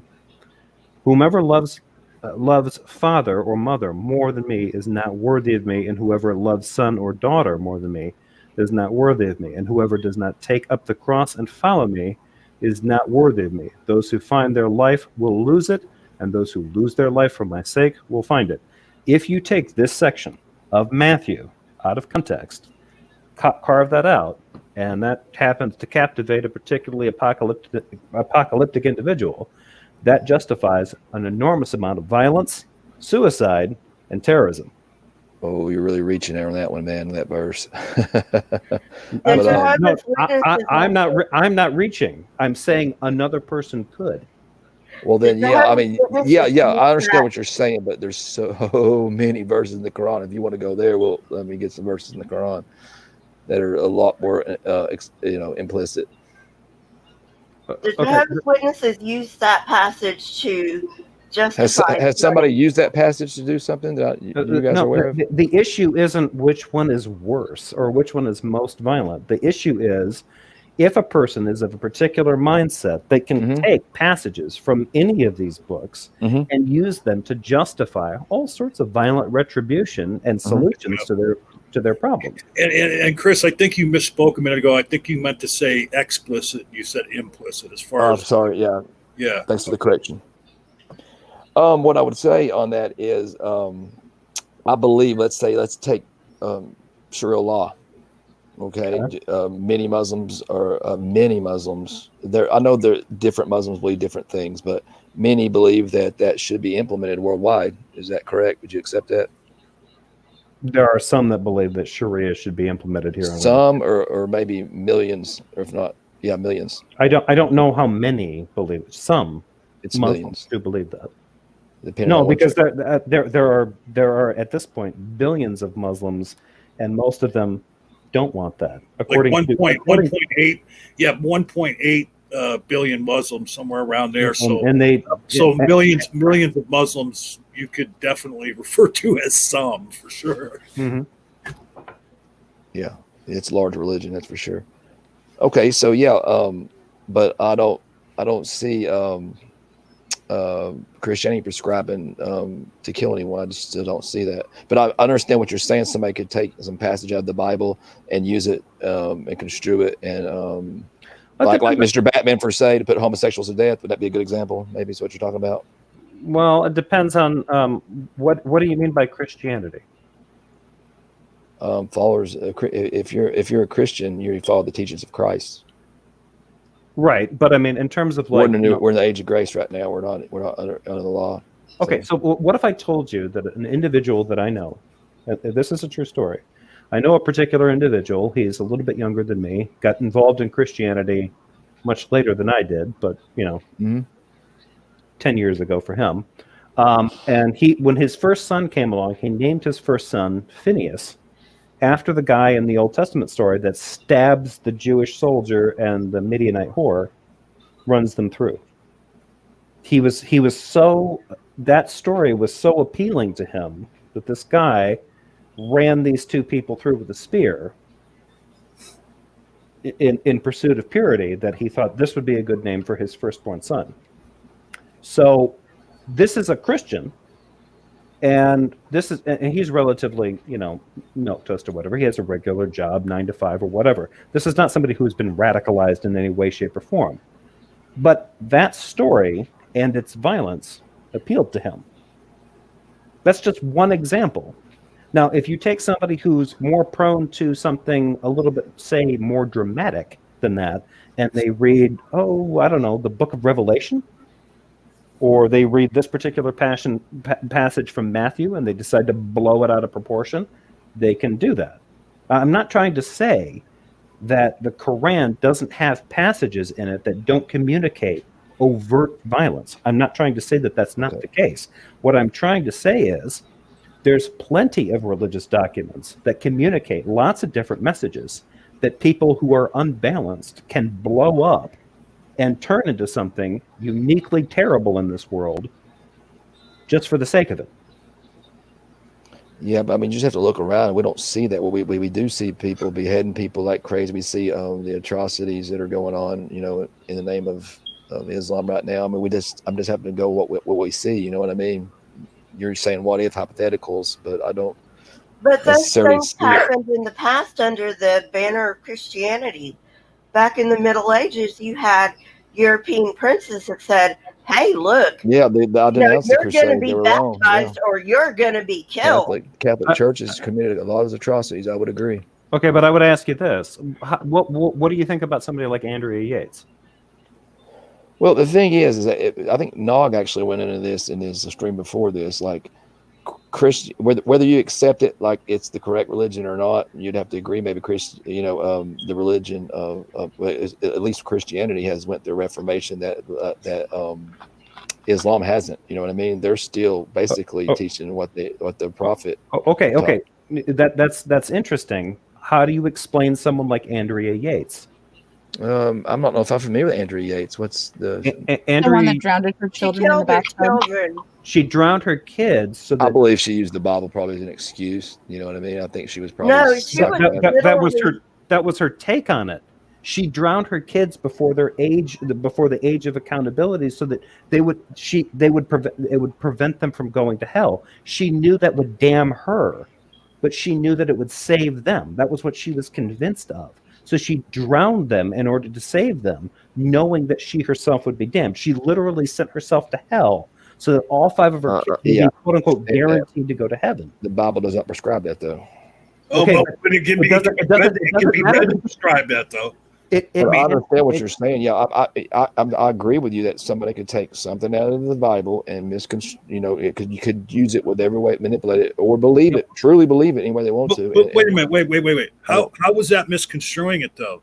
I mean, really, when you compare it to what the Bible says, Of course, we think what she did was atrocious. I mean, and as absolutely was atrocious. But her interpretation of the Bible and the resulting action she took, as far as what the Bible says, it was sound logic. Okay, because she was killing her kids before they had the chance to actually be guilty of sin, knowing they would go to heaven, and she was willing to go to hell so that they would be assured a place in heaven. So if What was any, there? okay, so Okay. let me give you this example. If I spent some time in the East, right? I lived in Japan, spent some time in South Korea. When I talked about Christianity amongst those people, a lot of them were aware of like different cultural Christianity things, Christmas, that kind of stuff. Like they sort of got it. But anytime I would talk about issues like this, they would bring up things like Andrea Yates, and they'd be like, "Yeah, you had this particular person that was part of your faith that believed that she could just drown all her kids and just let them go." Now, anybody within Christianity, and at the time that I was in Japan, I was still a believer. So I was still trying to argue against this kind of stuff. And I'm like, yeah, you know what? And I would just basically do the whole, she's not a real Christian, right? She's a schizophrenic. She's lost. There's something off with her. Okay. Yeah, Okay. I don't want to overtalk you, but I think I understand your point now. I got what you're going. Okay. I'm here to denounce that. Okay. Where are the Muslims that are denouncing that? Okay. And if they are, then they need to, they need to be the ones to set straight their own people. Guy, there are plenty of Muslims that denounce some of the extremist stuff that happens. That this happens internally within their communities. There's lots of different sects and lots of different interpretations, even within their community. They take different stances on this. There's internal struggles with this kind of stuff all the time. The stuff that usually ends up getting presented to us is coming to us courtesy of the freaky groups that want to present a lunatic fringe version of Islam because they want to scare us. And maybe they would police their own if they weren't running from American bombs dropping on their heads. Maybe they'd be able to police their own a little bit if American government wasn't propping up these Islamic theocracies and giving them power and weapons. Maybe they'd have a choice of speaking up a little bit more if there wasn't blasphemy laws in a lot of these countries. So, I mean, it's a very nuanced conversation to make a blanket statement like that, Chris. And real quick, too, I saw that Mindy had unmuted there a moment ago. And were you trying to get in with something there, Mindy? Well, I was just going to say that, I mean, there's lots of cases where, Christians are calling for death for people. Like, I mean, look at the anti-abortion laws that they wanted to put forth. I think it was in Texas, that if a woman got an abortion, that she should get the death penalty. Yep. And that was supported by Christians. So, Well, I mean, what about the Victims of Unborn Act, where people actually do get put to death, can be put to death for killing a fetus or an embryo in utero? What about that? What do you feel about that? That's not good. It's bad. What's bad about it? I mean, okay, so you're I'm pro-life, so I'm going to kill you because you killed a clump of cells. no, I'm not saying I agree with that position, that law, but I don't think it would ever become a law. But I'm saying, why don't you? I'm asking you, how do you feel about the Victims of the Unborn Victims Act? An unborn can't be a victim by definition. It's just yeah, not. I mean, you never heard of the federal law, the Connor What Lacey federal law? law? No. That you never heard like if you like it's in California too. If you kill a mother and she has a child, and even in any stage of the pregnancy. Oh, the fact that it's a double homicide. Yeah, that's yes, sir. yeah, it's not a double homicide. Yeah, in some Yes, it is. specific case, It's a federal. It's federal. But normally Yes, it is. it's like you're charged with like murder for, like, say you murder a pregnant woman, you're charged with first degree murder, say for the mother, but then you're charged with like harm that causes fetal death. So it's not actually a homicide charge, but that law is on the books, I mean, but it's not that's- utilized anymore just because there's really no need. What are you talking about? And it's fraught with a lot of legal problems. We Yes. can do it that way. People you get also charged have with to two If we're counts of going to murder. consider a fetus a child, then can a woman be? When a woman is arrested for What are you committing a talking crime, about? Sorry, Chris, I can but pull you up. when, I mean, I've got several. when a woman is arrested for committing a crime, she can't actually be thrown in jail because there's a whole ass individual person that's innocent that would be thrown in jail with her, right? Well, that's a legal ramification if we consider a fetus a person. At the same time, a woman could not legally drive anywhere because you would have two people sitting in the same seat in a car, which is illegal. So there are obvious reasons why we don't consider a fetus a person, because it's not a fucking person. Not to mention that a Federal fetus law does not recognizes hold it. personhood. Sorry, Leo. It doesn't. Federal No, law it doesn't. recognizes No, it. it doesn't. No, No, it it doesn't. doesn't. No, Okay, it Bob doesn't. recognizes it as a Leo, Let me finish. Let me finish. I haven't Can I made my finish point here? fully, so please let me finish. Sure. Thirdly, or secondly, personhood is defined as self-awareness and ability to have empathy. None of those things that a fetus does not have personhood. It doesn't feel. It doesn't have self-awareness. It can't feel empathy. It doesn't have emotions. Those are things that define a personhood. To be a person, you have to have personhood, which a fetus doesn't. By literally no medical or biological definition is a fetus a person. By none of them. Absolutely none. Can I share screen, please? No, I like that screen Knock was sharing. Yeah, that was good. I've, Knock. I've Thank sent you. it to you. Can I share it? Yeah. Sorry, that dumpster fire was my fault. Oh, that's all good. And then I got a question. No, it's not. It's not I got your a fault at all. follow-up question. If you Okay, just a minute. Just a minute. This is a hang on, I'm talking, please. Can I talk, please? This is like appealing to Wikipedia the is not a three-fifths source. compromise to argue that Hold black on. people are We believers. kind of talked about this the last few times. Wikipedia can be a source, but Well, Wikipedia is let's not a see source. where he's It going. Wikipedia- doesn't matter if it's a source. I'm Sources reading a for law. its This is a information. law, a United States law. Can I read it? Public Law 108-212 is a United States law that recognizes an embryo or fetus in utero as a legal victim. As a legal victim, not a person. I'm talking if they are injured or killed during the commission of over 60 listed federal crimes of violence. The law defines child in utero as a member of the species Homo sapiens at any stage of development who is carried in the womb. The law Which is codified biology into doesn't two agree with. sections of the Can United States Code.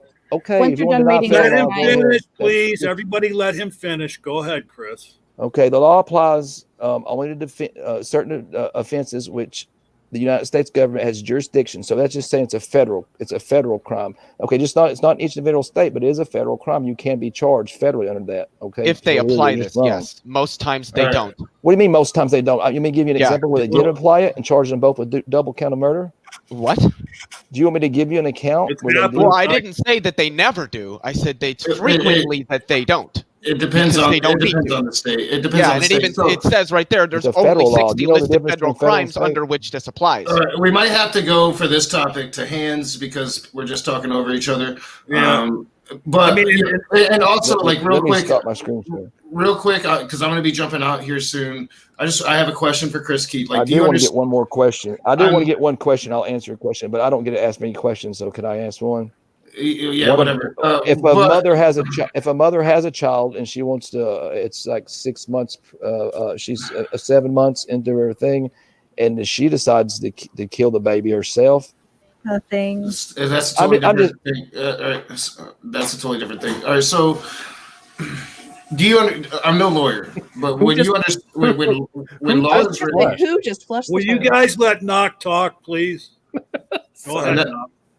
yeah. So I'm no lawyer, but you do understand like when law is written, that judges interpret the law by the letter of the law, right? Yeah. Do you understand that? Yeah, I understand how. So if this law was going to define a fetus as a person, it would literally say person in that and not legal victim. I'm looking at the law right now.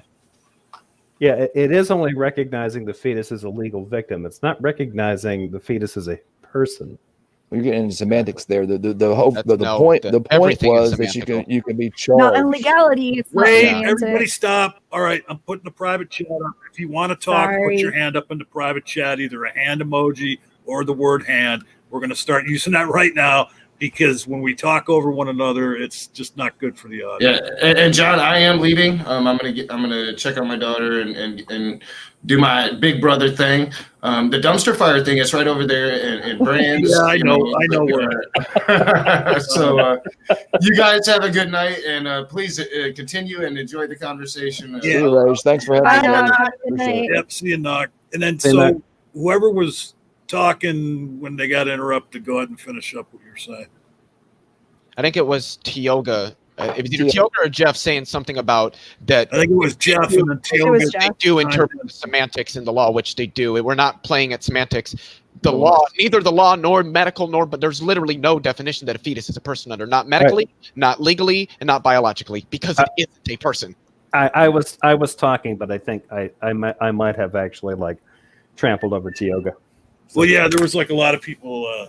No, I was just agreeing with you about how it's a different legal term entirely, which means different things, but it is a different term. Okay, so. that's a good observation. By the way, I like that sentence. Okay, but it says it. I just read it. It defines child in utero as a member of the species Homo sapiens. Okay, But not I don't person. understand how So you can't. it's a dead it's as human clear as being can a be. person, or just a Homo sapien that's not alive anymore? They don't have personhood. It Are they says, still a person? specifically the law defines child in utero because that's what uses those words, child in utero. isn't It answering my tells it what question. the law defines it as a member. So of the I'm asking you, if a human being is dead, there's still a Homo sapien, right?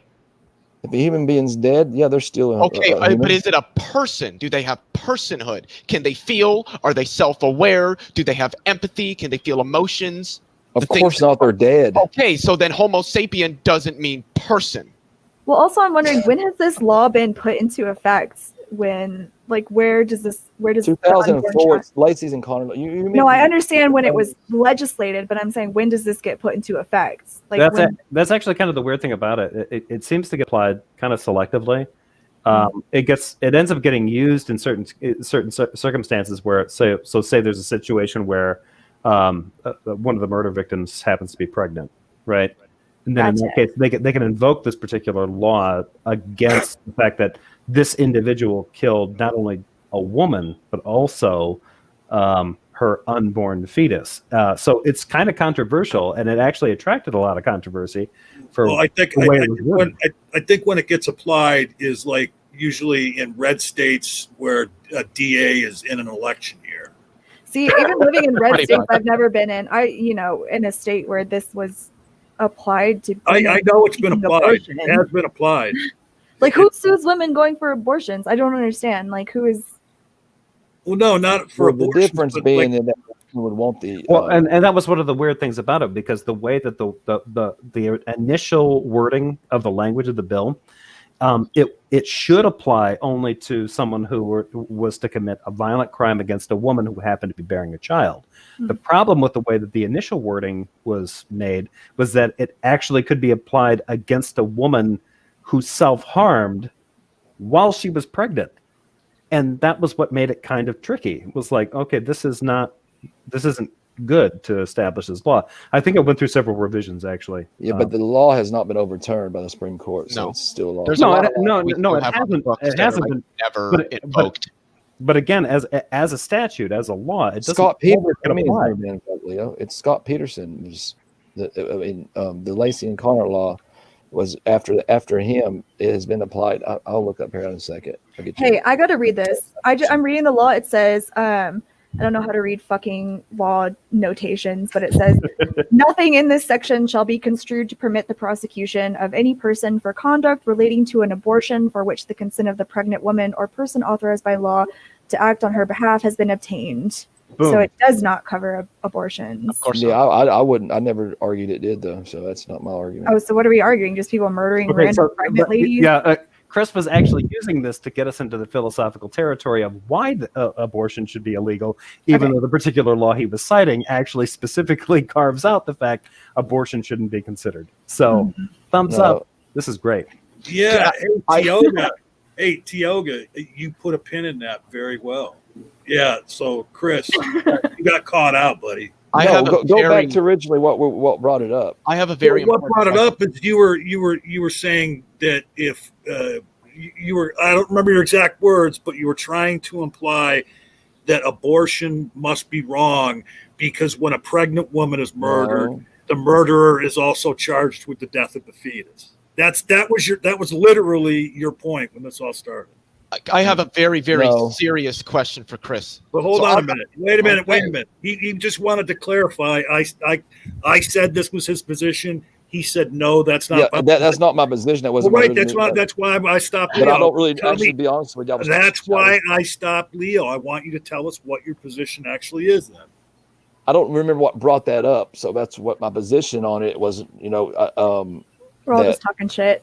Sorry. no, I'm just saying. Like I was talking in the chat too about UFC. So I was distracted. I'm sorry, but I don't really remember why I brought it up, but or how it got brought up. I don't. I you know. originally brought it up. Okay. Sorry. And then it was to you. This is all. Well, what we was were your we were original talking. question? We were Talking we were about the originally. Supreme Court pick. We were You asked me talking hypothetically about something about, like, should- Christians. Mhm.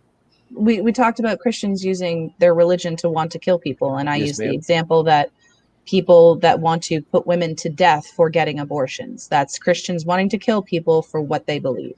They're trying to do it through the legal system, not as violently as Islam is, but it's still Christians wanting to kill people because they don't believe in something. Can I ask John you a question? Quinton said, That was right. That's the context. Thank you. Go ahead. What's that?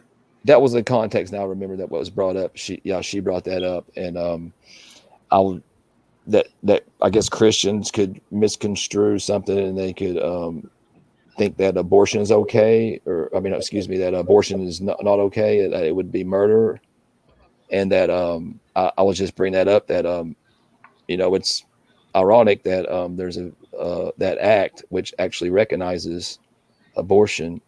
Abortion, but the murdering of a child in utero as an actual homicide. Can was I my address point. something about that real quick? Also, Yeah. hi, Red Fang. Well, consent has a What's lot up, guys? to do with it. Yeah, I agree. Um, I agree. So, I mean, when you think about it, a woman walking into a clinic to have an abortion, she is making the decision for herself that she no longer wants to be pregnant. Somebody that is murdering a pregnant woman, they're taking that choice from her. They're not allowing her, and they're killing her, and they're ending the pregnancy against her will. So, I mean, I think that's the easiest way for me to understand it is somebody else is taking Right. that consent away from that woman to end the But that pregnancy. begs the which was not. question: is if it's okay for her to take the life, why is it? Well, the law is it- doesn't what- beg the question. Is it a life? The law doesn't beg the question, though. The law. Well, I mean, it does to me. So Well, you're wrong. Can a fetus Okay. survive outside the woman's body by itself? it's a law. No, Can I it's ask not a the question? law. I just read you the law. I read you the law. Can I ask my question now? Yeah, go ahead, Leo. So, Chris, you would describe yourself as pro-life, I'm assuming. Yeah, I'm pro-life. Okay. Are you in favor of a single-payer healthcare program? A single, Like a s- universal healthcare, universal Medicare for healthcare? all? I'm Yeah. gonna guess no. If it, Let him answer his own question. I'm sorry. I would, yeah, I've had 5 healthcare providers in 5 years since Obamacare. I actually lost my insurance when Obamacare came into effect because the state I live in did not expand Medicaid. So therefore, I got stuck in like a no man's land there. So they cut off my program. I was laid off. I got to get on covered 10. It was a form of it wasn't like Medicaid, but it was like to help. I paid like $100-something a month. Had pretty decent insurance, and they cut that out because of the Affordable Care Act. So So do you? I've had like 5 different providers since then. The year before last, they only offered one choice in my area, and luckily, they've did better, and now they've had like 2 or 3 choices, but it's been a nightmare. But I would be in favor of everybody having health care if possible. Okay, awesome. Are you in favor of expanding the food stamps program? For anybody that is indigent or really cannot afford, that has a disability, sure. But if somebody can work, they need to work. Universal child care, like young child education. Are you in favor of that being government funded as well? If you John's can't, if you're a single Quinn mother, backstage. if you're a single mother and you can't, and you're trying to work, and you can't afford childcare, yeah, I don't see anything wrong with subsidizing that. Okay. What if you're 2 parents that both have to work and can't Depends on your really income. afford? Depends on your income. Okay, so you're saying you should get it for free based on income. Yeah. Okay. Yeah. Well, I would say that you are actually quite accurate because a lot of people, and I'm sure you know this, Chris, say they're pro-life, but they don't want everybody to have health care. Get your lazy ass off of food stamps and get out there and get a job and stuff. So you're consistent. I appreciate that. I think we would agree more. And I'm sorry, John, and to Tioga and actually Mindy, because she raised the original question. I should have been like paying more attention to what I was saying in that instead of being involved in the chat. I should have gave you my attention more. Well, And we I know what a apologize. religion MMA is, so No, well, I mean, yeah, my mind was over there because, I was trying to. Yeah, here we are over here just talking abortion about is a serious issue. I mean, and here we all are just talking the one Christian in you talking about your worldview, and you're over there talking about beating each other up. Sorry to interrupt. It's the sport is what I like of it. And if Chris, you've ever taken a discipline in martial arts, you know that it's not just like Chris, guts Chris, and Chris, glory. Go ahead. oh no, never mind. I apologize. I apologize for breaking in, but I think there were some people backstage that were trying to get in. Yeah, I think Quentin Phipps is backstage. Yeah. So, Chris, what about a fetus that My the apologies. woman knows if she brings into the world is going to have a short life, and not only is that baby going to have a short life, but they are going to have a brutal life? That's a slippery slope. I give Tim Tebow. You ever heard his story? You heard No. the story of Tim Tebow? Not want to look that up. The parents, the doctors told him that he was going to, they should board him because he was going to probably not have a long life and all these problems were going to happen. And then he turned out to be a complete powerhouse and one of the best college quarterbacks that ever played the game, in my opinion. And then he bombed. But he was a horrible QB in on the Broncos, so he won kind of screwed the me. Heisman. So. We're talking individual variant, He was a watch out in the NFL. and that's why we have averages. He was a because they- powerhouse. Hey, Mindy wants to get in here, but I wanted to ask you too, Chris. Would Christ have been an MMA fan? I'm not sure, and you know why? Because I don't have a problem with MMA because it's the sport is it's not like you're out there like killing each other. You know what I mean? It's consensual. It's consensual. Regulations, yeah. Yeah, but wouldn't Christ expect the person who took the first punch to turn the other cheek? Well, I think that verse is more to the context of. I was just funning. Mindy, go ahead. Yeah, go ahead. I was just going to say, okay, so cases like that do happen. And I'm not going to deny that because my brother was born when I was 16 years old and they were told that he had fluid on his brain and he most likely had spina bifida and he was born and he was fine. However, there are women that have some, and we don't hear about these a lot in the media because they're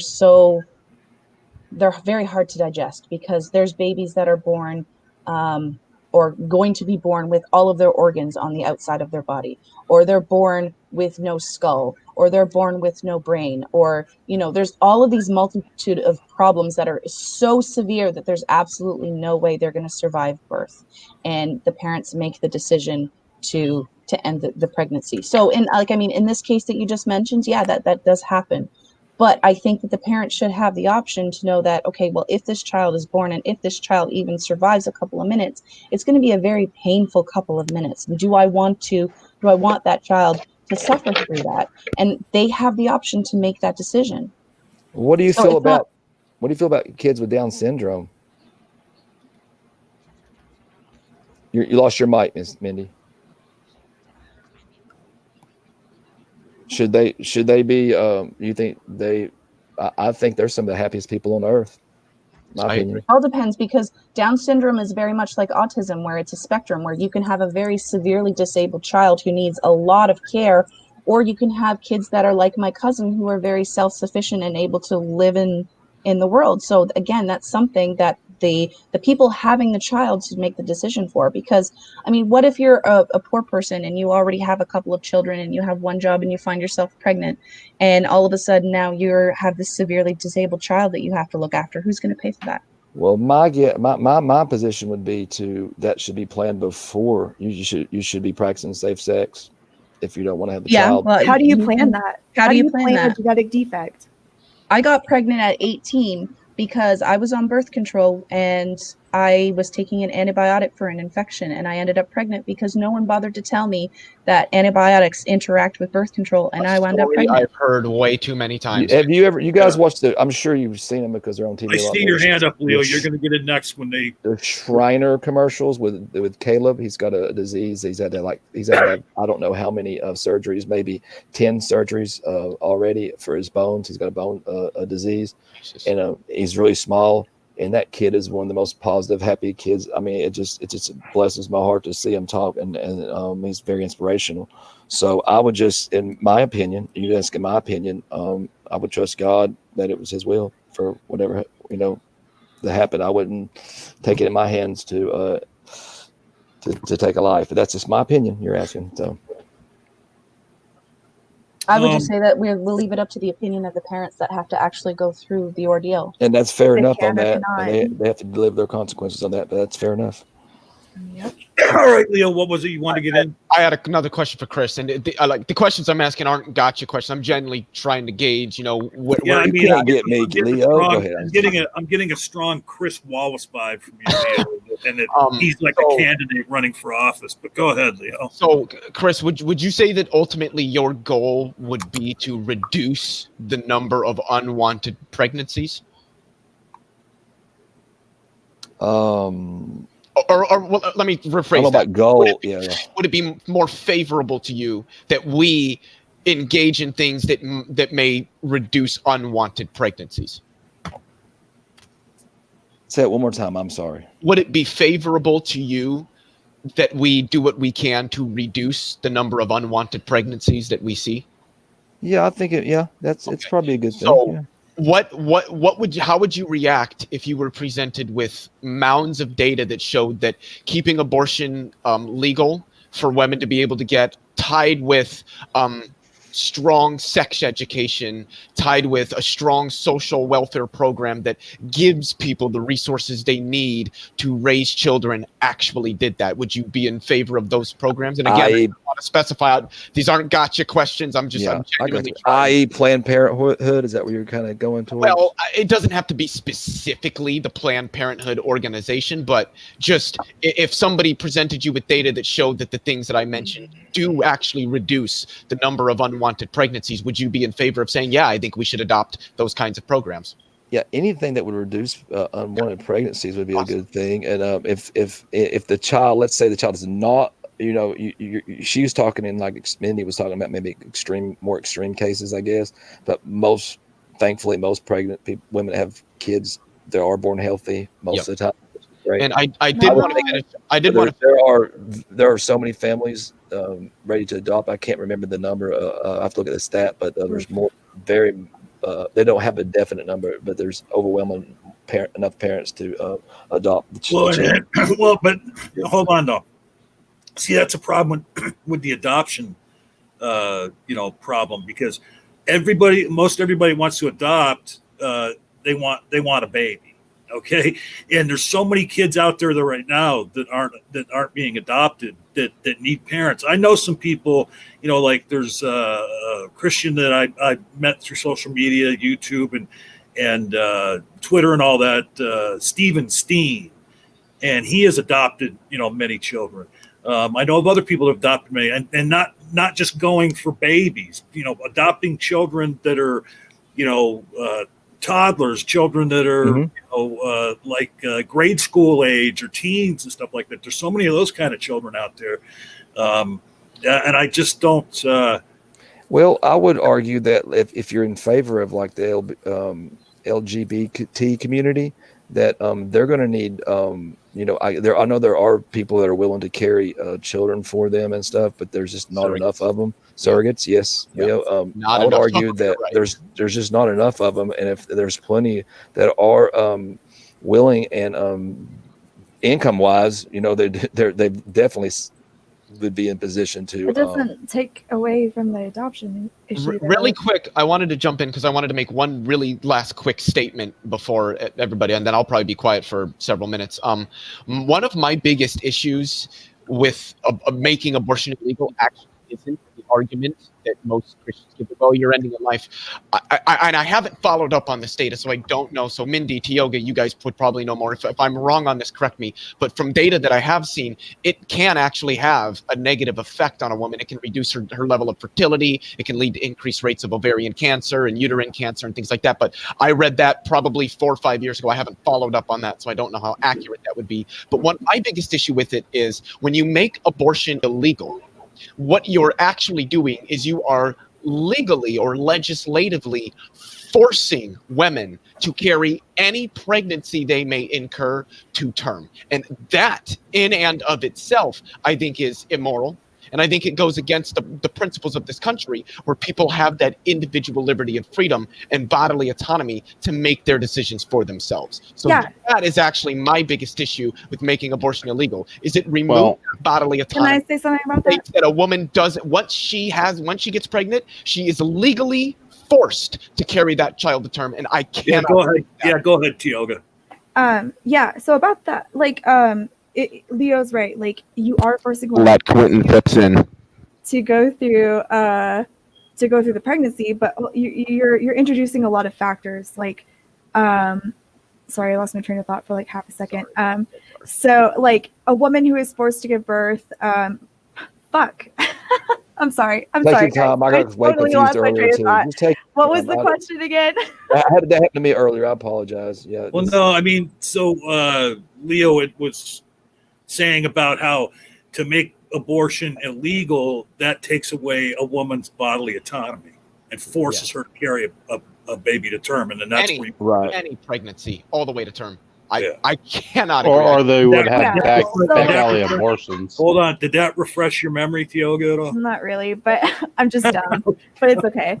But yeah, anyways, like I don't know. So like if you're forcing a woman to carry a pregnancy to term, you're basically determining a lot of factors for her that she probably has already determined for herself.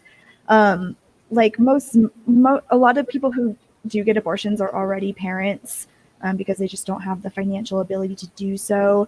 And you know what? Abortion is a really hefty thing. Yes. And so is adoption. Your child is not guaranteed to be in a great family. It is, the adoption system is vastly overwhelmed by the amount of children that need to be adopted or fostered. I always love in the adoption. Sorry to interrupt, but the adoption process, it's always seems to be overlooked. The emotional connection that the biological mother makes with the child. Yes. In order to give birth to the child, and then right at that point, it's like, okay, now you need to immediately give up that child because you have a contractual obligation to hand that over to this group of strangers. That is devastating at a time when it's not only devastating, but you're not guaranteed that your child's going to go to a good home. Especially with the screening system we have. I did want to add on to what Tioga was saying there, because I think it's a really, really valid and very good point to make, is that women are not getting abortions all willy-nilly. Now, obviously, there might be like a handful of women that get pregnant every other month and go out and just get an abortion. But let's be honest, the vast majority of women aren't doing that. Number one, because abortion can be expensive if you don't have the proper resources that can help you pay for it. Number two, it's intrusive. Number three, there are so many ways to prevent a pregnancy that are so much cheaper, so much more available, and less intrusive than that. When a woman is getting an abortion, that's usually, number one, it's almost always a very hard decision for her to make. Number two, it's almost always a decision that is almost like last ditch. Like if that's the last option that I have, then I'm going to do that. So, and not that Chris himself is saying this, because I don't think that he would make this argument, but I do tend to at least get the vibe from a lot of conservatives in this country that they tend to think that women just go out and get abortions whenever they get. Well, right. The narrative is that they think that women are out there using abortion as a form of birth control. Well, that's convenient narrative, isn't it? Yes, it is. Go ahead, Mandy. Mindy. I'm sorry, Mindy. Sorry. Mindy's next. Go ahead, Mindy. I'm gonna speak as someone who has had an abortion. It is not an easy process. It's a very difficult decision. You feel very isolated, very like you can't tell anyone. It's very shameful, and it's not like you can just walk into a building and say, "I want to have an abortion." They put you through a process. Like I'm in Canada, so I have universal health care, so that was paid for me. However, it was an all-day affair. I had to sit down with a number of therapists to make sure that I was making the right decision for me. I had to have an ultrasound to make sure that this was the decision and that I wanted to do. So it's not like you just walk in and you lay down on a table and All then right, they suck take it the out baby of me. with you. It's not That's like not how how that South works. Park portrays Yeah. it. That's not No, that's you not know how what? it works. Yeah. And then you have to lay there with a bunch of other women that have been through the same process as you, but you don't know how to talk to them about it, so that they make sure that you're not going to bleed out and die. So I mean, it is not something that most women want to do. Me personally, I would never want to do Right. it again, but it was something that I felt like I had to do at the time. So for them to say that, oh well, you're just using it as a form of birth control. No, we're not. Hey, so like I'm gonna Yeah. go out on a Sorry for limb that, because Mindy. Mindy went on a limb too. Like I've had an abortion also, and you wanna know why? It's because I have a child and I don't have enough money to take care of 2 children, and I figured that my child would have the best life she could possibly have if I didn't have to take care of 2 children at the same time. Fuck, Quentin, you. So it's a really complicated decision. Yeah, You and I don't know make it is, like man. And because sometimes people don't have fathers or Mhm. partners who have a social safety net that they can take care of all the children that they have. You have to decide: am I going to take care of my child and let her have a good life, or am I going to struggle and feed them both a fucking pomegranate like a week so that it's just to say that I had 2 kids? You know what I mean? It's not that easy. You love your kids. People don't have abortions because they hate kids. People have abortions usually because they respect other people and children. You know what I mean? Yeah, I actually I had a friend of mine. While I was coming up in college, she was a friend of mine, and I watched her go through a lot of changes and stuff. She came from a really she was first generation. Her parents were from Eastern Europe, so they were very Roman Catholic, and so she grew up in that. And when she made it into the university, she was in from the army, so she had a little bit of independence. But she went through a lot, and one of the things that she ended up telling me at one point was that she ended up having an abortion. And given the fact that her family was all very, Roman Catholic, very conservatively Roman Catholic, she struggled with it for years. And I remember when she told it to me, she was in tears. She regretted doing it. And it had happened 3 years before I met her, and it was still bothering her.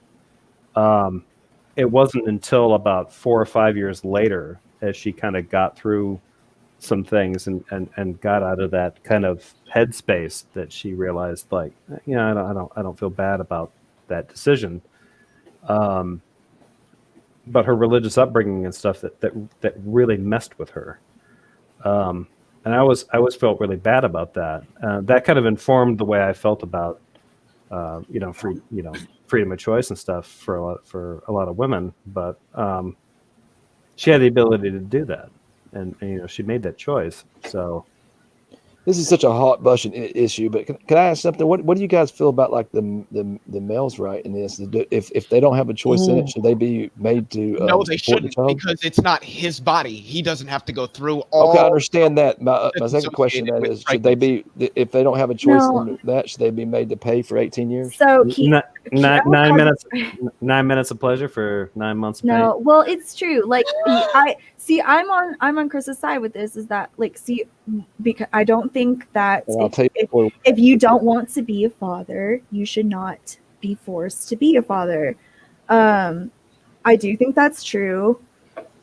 I don't think that people who identify as fathers don't get to decide who gets to bear children for them. Does that make sense? Mm-hmm.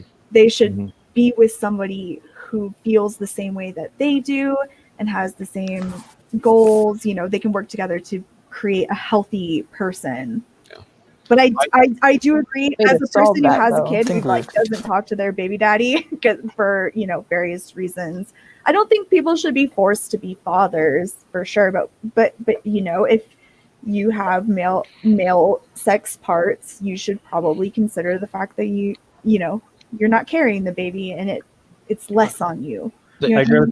And child support is very expensive for But it is 25 years of paying off child support. Chris made a very good point. I think that the point or the purpose of child support is, in principle, good to some extent, but I think that in practice it just really doesn't do what it's supposed to. And one of the reasons why I believe in its abolishment is because I believe that as a society, when whether it's a single mother ends up with a child or another child, or a family's having a baby, I do believe in some form of government subsidy to them for an extended period of time. I'm not going to say like years or anything like that, but that helps them raise that child support system that we currently have. But I did also want to comment about relating to abortion in males, where the thing is, because one of the things I see, and again, I'm not projecting this onto Chris. I would assume this probably wouldn't be his particular position, but it is another thing I commonly see touted amongst conservative evangelicals, is that when a woman gets pregnant, well, she needs to take more responsibility for herself. If she didn't want to have a kid, but then she shouldn't have been out whoring around and having sex. A woman cannot once ever, unless you believe the Bible, get pregnant without a man. So why is it solely the woman's responsibility for getting pregnant? Because of the patriarchy. Well, of course, yes. I would take the opposite view. Why is it that we don't ever say, well, why are these men going out and knocking up all these women and not taking the precautions to prevent them from actually getting pregnant? And we all know that men are all like, oh, I don't want to use a condom because it doesn't feel good. Shut the fuck up. Yes, well, no, but I mean, when you talk about Catholics, though, as you know, every sperm is sacred. So, you know, So Every single one. I just want to hop in here. Quentin's been very patient. He wants to say something and he can't. there's So 10 I'm gonna people. say There's it 10 for him. people in Oh the yeah, room. No. I'll go out and then I'll come back in. The point You I don't have wanted, to do that. this is Quentin talking. The point I wanted to make was that it is that I don't always agree with abortion. I am pro-choice, even as a Christian, and there are a lot of factors that go into a choice for abortion, whether it's a mental or a physical factor. But I was in the adoption process, and it's not a better answer to abortion. I agree with that. Our child, not God, what is it? The not the adoption, but the foster system in the United States is, number one, the ways that we select and screen for foster parents really is not very strong. Number two, it is straightforwardly a crowded system right now. It's not really in a good state. And the third thing with abortion, and this is something that is often overlooked, and I haven't, again, this is one of those things I haven't checked up on the data in a few years on this, so I could be wrong now on it, but brown babies don't get picked as much, if y'all know what I mean. And they, at least when I was looking at the data, it was true that Yeah, it's shitty. You know, Right. The numbers on black abortions is rather high. yes, Yeah, but and that's a Look class at issue. the- That is a class issue. yeah, look at the socioeconomic issues that African Americans have faced in this country literally since before. It's not just a class issue. They don't tend to. It's mostly No, but a here's the class. thing. If you, wait a minute. Wait. If you gathered the data in a more honest way, you would find out that it's a socioeconomic issue. It's not a race issue. Yes. Okay, because it's a certain social strata of African Americans, and in that same social strata, you would probably find that, you know, white, Hispanic, you know, all the other ethnicities would have a higher rate of abortion. Oh, because you will find plenty of whites in there because you find whites everywhere. Yes. Oh yeah, but I mean, We get into you have a lot of African American guys that have a ton, like 4 and 5 and 6 baby mamas. Yep. You know what I mean? Because they Class don't issue. get a good sex education, because the educations in the ghettos and the inner cities isn't very good, because there's a lot of public housing there, so they don't have the property taxes to fund the schools. And the same way the HIV's rich white higher rate. suburbs So do. yeah. Which And is so, why and, we like, should crime yeah. and violence and all of these things that we see in the inner cities aren't because the inner cities are full of black people. It's that we pushed black people into the I inner agree. I agree with to that. force them into a lower socioeconomic status to run the narrative that there's something wrong with black people. You know, It's literally it's the systemic racism problem in this country that we have made some improvements on it since like the 40s, 50s, 60s, and 70s and what have you. But it is still a problem in this country. Well, and I think that hold on, Leo. I hadn't finished though. I would. Yeah, well, but I wanted to jump in on something you Absence said of the before we father. got too far past it. And I've been very quiet tonight, so You actually have. like the thing you brought up earlier, there should be, you were talking about like some kind of subsidy. Well, what they should maybe be doing instead of subsidizing individual families is identifying communities that you just described where there's not as much property taxes to, offer the services that they could be offering, and then maybe federally subsidize those areas so that they can have comparable services to like richer communities where there is a lot of property taxes to do different things. Yeah. It's why I'm against reparations. I don't think that that's remotely close to an effective way to solve the systemic problems that African Americans in this country face, because they are systemic problems. We need to change the system and funnel more resources into these disadvantaged communities to give them the same level of opportunities that, as it's speaking somewhat facetiously here, but there is a point there that, the white kids in the suburbs get. See, Leo and I should have a politics channel. You in favor of school boards? We should have a politics channel. Well, I will be doing politics. Hey, just real quick, I want to go back a little bit. Hang on, Leo, you and I should have like a politics discussion sometime. Okay. No, me too. And I should be able to finish the sentence. Sorry, John. No, I just want to go back because I think a lot of people in the room might have missed out on what Chris was saying a few minutes ago, because he said it before, and I know what his position is on this, and I laud him for it. When he was talking about, the adoption, what he was saying, and I noticed what he's saying because, like I said, I've heard him say it before. He was saying, as a Christian, he does not have a problem with gay couples adopting, because there's so many children out there that need adopting, and that, if they are able to, meet the standards of, being able to provide everything, that he has no problem with gay couples adopting children because they need. Like Chris. I mean, am I right about that, Chris? Yeah. Well, I mean, I would much rather than being. I've witnessed children in foster homes, and it can be. You just can't imagine if you've not witnessed it, and so it's 100% better than being a foster home. So anything that would be better for the child, I would be for. Yeah, I do have to commend Chris also.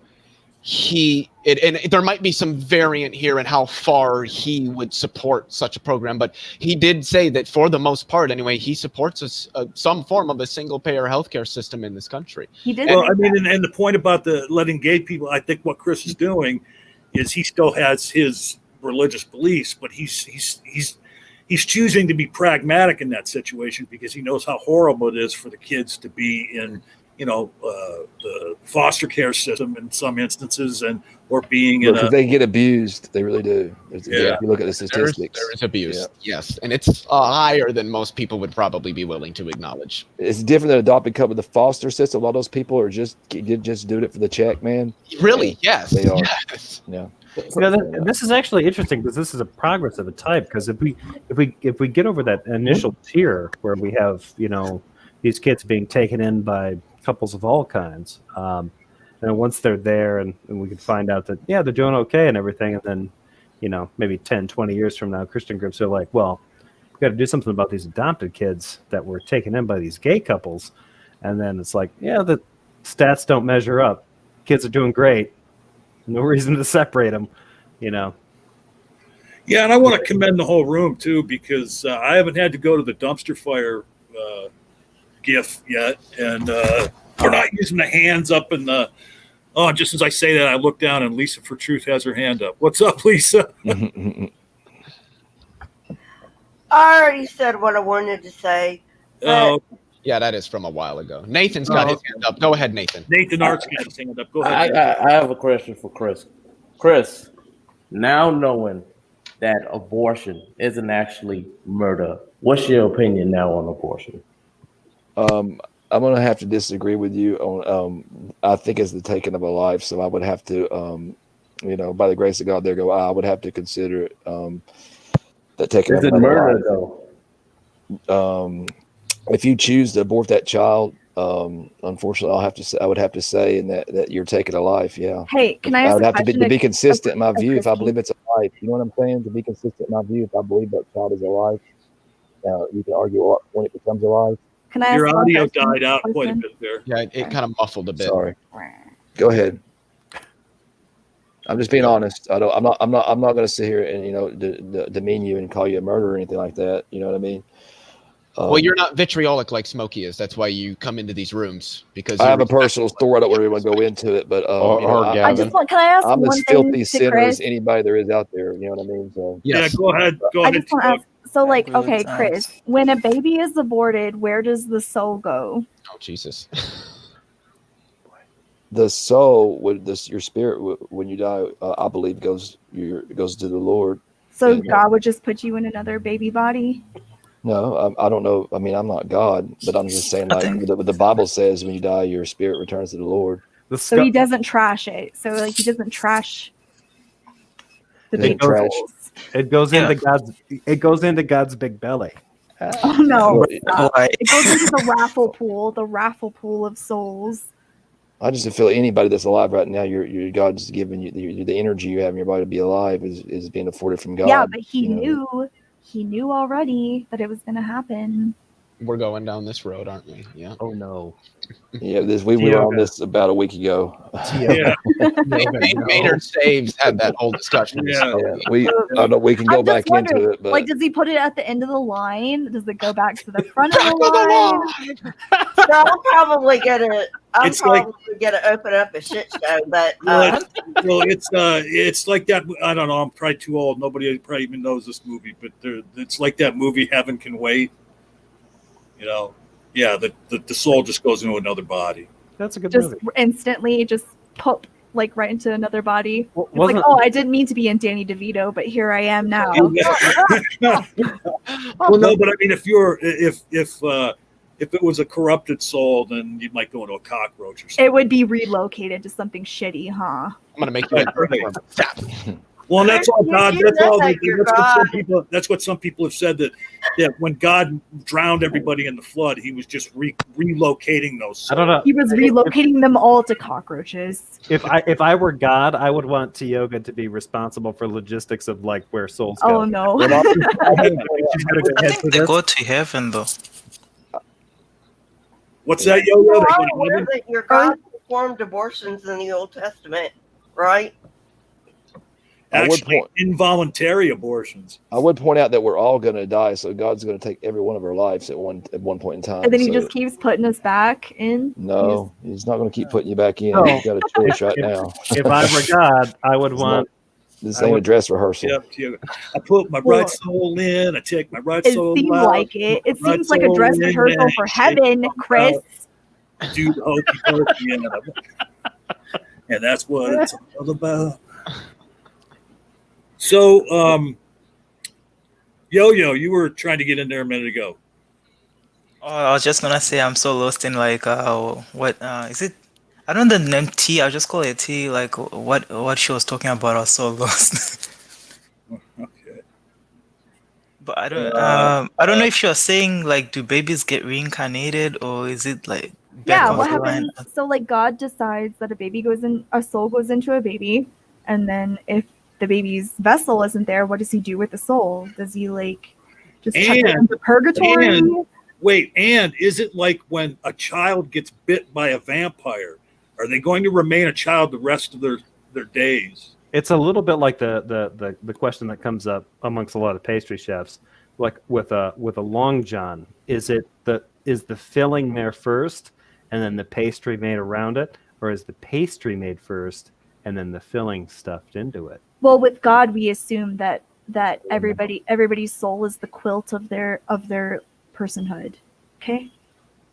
Wait a minute. So the soul's on the outside? No, it's on the inside. Why Well, that would you? also raises another Why would question. you? Hey, It's a- here's the thing. If you believe that, hold on. If that's what you really believe, you're using quilts way wrong. I'm sorry.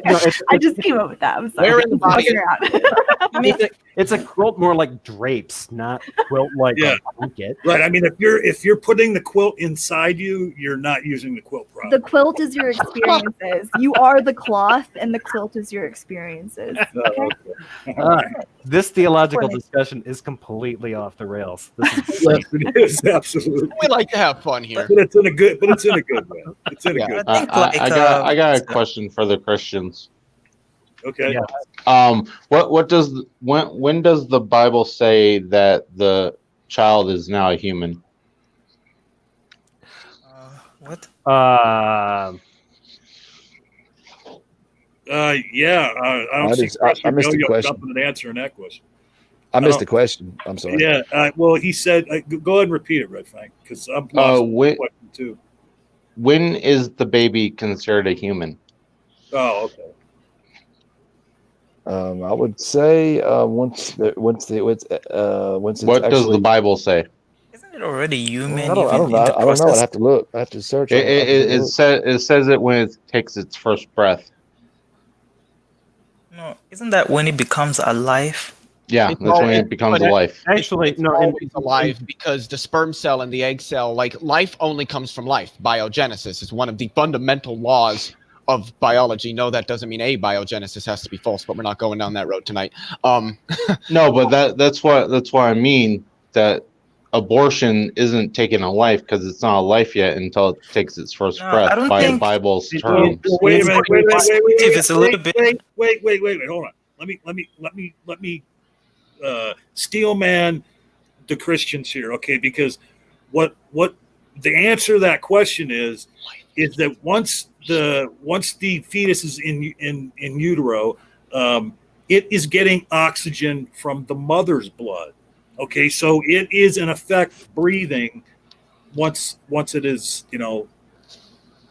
getting blood from the mother. Yeah, I guess you could consider that respiration. But the thing about, and this is something I often bring up with when I'm having discussions with like staunch anti-choicers, is like I always say, well, it's a human, and I'm just like, biologically speaking, it is Homo sapien because it has Homo sapien DNA, but it isn't a human in the exact same sense that an acorn has the same DNA as an oak tree, but an acorn is not the same thing as an oak tree. It will become an oak tree. Nobody's denying that. It has the DNA that an oak tree has. Nobody's denying that, but it isn't yet an oak tree because it doesn't have the characteristics of a tree. Just like a maggot has the DNA of a fly, it will become a fly, but it isn't yet a fly because it doesn't have the characteristics of a fly. Well, and you know how many acorns that a tree aborts every year too, right? Exactly. Just drops to the ground and doesn't become a tree. I would state that it's probably more of a gray area anyway, where we could really say that is now a human being based on the characteristics that it actually has. I had something interesting to say to the to Red Fang's question concerning the life. When does it become a human? I think it's more of like once once the process starts, it's you already start considering there's already an aspect of life in that thing. I think it's not a matter of like when it takes. That's not what it says in the Bible. That's what I'm just explaining to say what I think and from what I read, because there are other aspects. So I think life already begins when like what's it called? That's you adding your terms into your God. Well, it does begin there. Oh, okay. I'll give an example of a verse so that you can see where I'm drawing my understanding from, is why I'm speaking like that. Because you remember in the case of what is it, Jacob and Esau? I can't remember. I think their mother was Rebecca. Who did Isaac marry again? I think the mother was Rachel. I'm getting their names mixed up. But this was interesting. Before they even came out. Rebecca. Before they even Rebecca came was out. the mother of Jacob and Esau. But this is what God says. Before they even came out, before they even had any form, God says something like, "Oh, there's two nations inside you, and one is gonna save the younger. I mean, the older is gonna save the younger." And therefore, and God was talking of Esau and Jacob before these guys were even born, before they even took their first breath. So, which to me is sort of like, I think life doesn't really begin at when the child really takes the first breath. It's more of like, once you begin the process, I feel like life becomes an aspect or a function of that process. So much that once it starts, there's already an assignment or something to it. So that when it's born, it's just starting, like what was it Leo was saying, it's now starting, it's like there's already life in it, but now it's like the body is yet to be formed. It's like a his seed thing. It's like there's a seed, but you don't know it's a seed and it's an oak tree. But you Well, yeah. Right. but you have to, That's what science says, but your Bible says that life doesn't come to you until you take your first breath. I feel So that, Christians really shouldn't have any issues with abortion, then, no, if they but you actually just paid ignored, but attention you just to their ignore, Bible. but you just ignore the total fake what I just. But you're also ignoring the verse that I just told. Why is it? And then why is it God is Well, speaking? you're also ignoring that verse too. Which verse Well, is there's that? verses that talk about being in the womb. You know what I mean? In Psalms, and then of course in I think Jeremiah, where it talks about he knew him before he was in the womb. So Well, here I'm gonna blow all my fellow atheist minds, except maybe the ones that have heard me say this before. I personally believe that life begins at conception, and that once it attaches to the uterine wall and starts its development, that it is a human being. However, a woman's right to choose is sacrosanct. They have to have bodily autonomy. So to me, it doesn't matter that it's a life inside them. They're in control of their own bodies. That if they do not want to bring a fetus to term, there's inherent risks in bringing a fetus to term. There's inherent risks in giving birth. And you know, if we are to tell women that they can't have control over their own bodies, then we are going against every tenet of our society. Well, it's not just because it's against their bodies, is it? It's because women can think for themselves. John, I might shock you here, John. I might agree with you on that, and the fact that. Go ahead. Are you talking Red Fang? Yeah, I was just going to add, you're also going to push these women into back alley abortion, where they could possibly die from the surgeries. I'm not pushing that. I would say I would actually agree with you on the fact that I do believe it should be the woman's choice, and then they got to live with that choice. You know what I mean? So I don't believe that that we should be forcing a woman to have a child. If she makes that choice, she has to live with that choice. And then basically, you're just saying let a woman have her choice, and then but in your worldview, somewhere down the line, she's going to suffer repercussions. Well, I mean, we're all going to suffer. I suffer daily. All of us do from sin. Sin affects all of us. You know, sin's a negative thing. It affects our lives. It just does. What do you say to people like me that don't believe sin is real, a real concept? That's what I was about to also answer. You don't believe you don't believe there's immoral things that immorality doesn't equal sin. Yeah, immorality doesn't equal sin. Sin is a particularly religious concept of things that are immoral, but it doesn't mean that the two can't be conflated. Go ahead, Jeff. Oh, yes, Jeff. Sorry, I was being extra obnoxious with my hand waving and finger wagging. Yeah, so that's how you know you're still awake. It is good to see that, and I still have my clothes on, so that's good.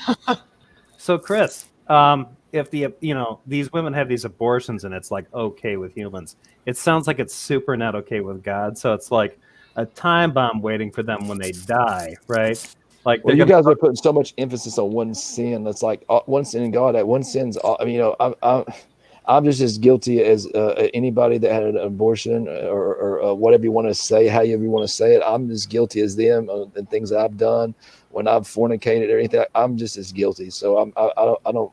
Wait, do you really believe? Who am I to pass judgment on that? Wait, hang on. Do you believe that any time that you fornicated, it was as bad as somebody committing an act of rape or murder?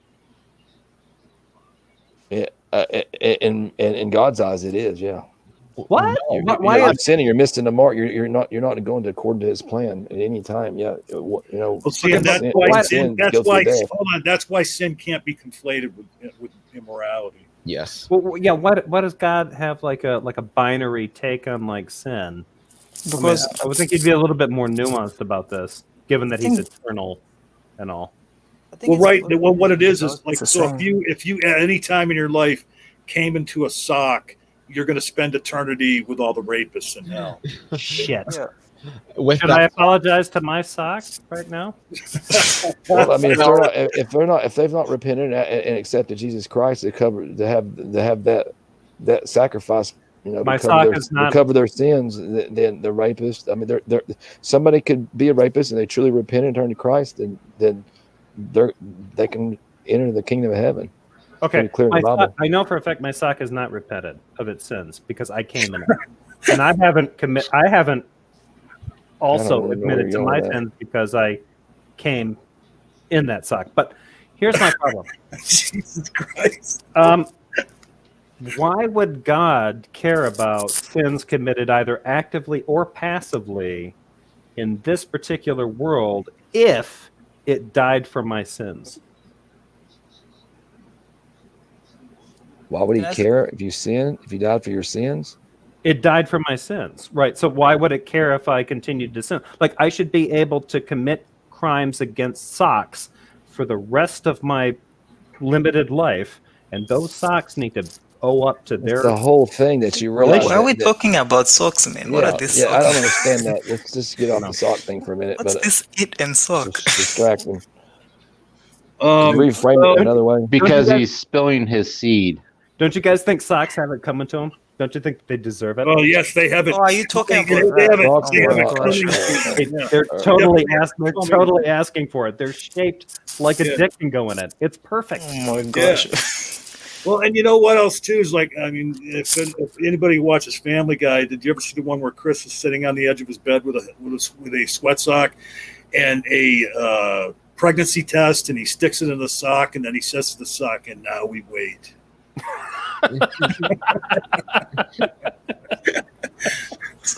I'm disturbed that me and Chris are the only ones that laughed at that. I know. I just got it. Oh, I'm laughing. I was just muted.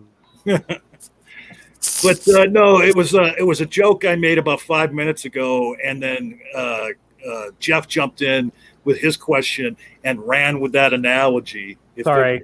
As if it was the perfect analogy for what he wanted. I did something terrible. I did what I usually do. I took an analogy and I drove it right into the gutter. I'm sorry. I apologize. You're trying to create a dumpster fire. I'm not trying to create a dumpster fire. I'd like to think that's where I live. But anyway, So I just want to give my take on sin. You know, I don't believe anymore that there is such a thing as sin. And this is something that I try to get across on my channel. It is Lisa for Truth. Type it in the YouTube search bar and it'll take you to my channel. I try to get this across in my channel. If you need a book to tell you what is moral and what is immoral, you've got more problems than what religion can fix. You don't need a book because it's written in your heart. I do actually have a book that tells me how to be immoral. It's the 50 Shades of Grey series. It lays out in steps 1, 2, and 3 how to get super nasty. Mr. Nasty Time. I actually have a drawer filled with butt plugs. I've never used them. So A whole other ballgame Okay. conversation. Yeah. So if it's written, I have such issues with that series. You have no idea. so Chris, if it's written on your heart, if it's written on your heart right from the beginning, what use is there for God? It's in the age of grace. It's written into our heart. Yeah, we have you have a moral compass. Atheists and Christians alike know right from wrong. You know that. It's Okay. it's axiomatic. I have a Why do question. we need the Bible then? Why do we need it written out for us if it's written on our hearts? You need the Well, Bible answer it. to realize. So you realize. Something about Lisa, it? I wasn't done with Actually- I wasn't done with where I wanted to go here. So just wait 1 second, Lisa. So all right. So it's axiomatic that human beings know the difference between right and wrong. That's your claim, Yeah. Chris? Yeah. can I? Are you Can I- there? I have Hey, something. I'm not Yeah. done. Yes. It's, I'm not yes, done. it's definitely Okay. that- All right. that you- Well, then how do you explain that morality, ethical frameworks have vastly changed over time during the course of human history? If it's written on your heart, the difference between right and wrong, wouldn't morality have been the same right from the inception of the human species? People, they were murder from the very beginning, man. Immoral acts commit. Like what I'm pointing to, okay, what I'm pointing to, all right, like early on in the development of Homo sapiens, all right, like I remember a scene from Quest for Fire, okay, and early humans, if a male wanted to have sex with a female, it would have been just like any other animal. He would have walked up, he would have grabbed that female, and he would have started having sex with her. Now, what's wrong with that? Hold on, let me finish. Okay, and then you fast forward in time, and now we know that is unethical, that you can't just, force someone to have sex. So if you're true, if what you're saying is true, if the difference between right and wrong is written on a human's heart right from the get-go, how could the morality, how could the things that were considered right be different back at the beginning of humanity than what it is now? I don't believe in evolution. I don't think we were animals, man. We are animals. I didn't even say we were animals. Well, then what's wrong with then in the animal kingdom? We see it all the time. Rape happens. So what's wrong with it then? Because we're a social species that has developed. So we get our morals from social consensus. That has developed a particular socio-ethical standard because we are a social species, because it aids us in cooperation and thus in survival. Okay, so one day if social, here's the thing. Can I please ask everybody in this room to do me a favor, okay? Because I wanted to have a little back and forth with Chris right now, and I've been very quiet all night, and I appreciate y'all being here, but I can ask my questions, and I'll only take a few minutes, and then you guys can go back to it. But yeah, and Leo pretty much took the words out of my mouth. I mean, as far as morality goes, when you say it's written on our heart, that disregards where morality really comes from. I mean, because we're a social species, as Leo just said.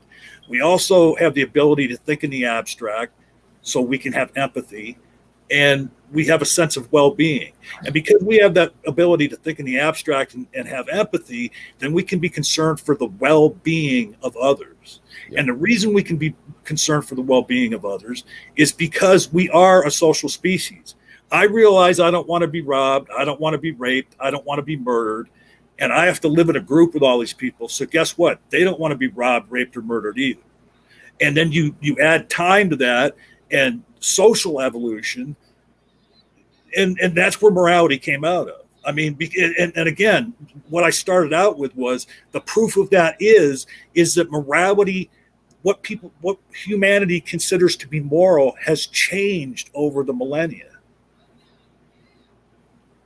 Yeah, if we carry that out to its logical conclusion, then we're getting our morality from the social consensus.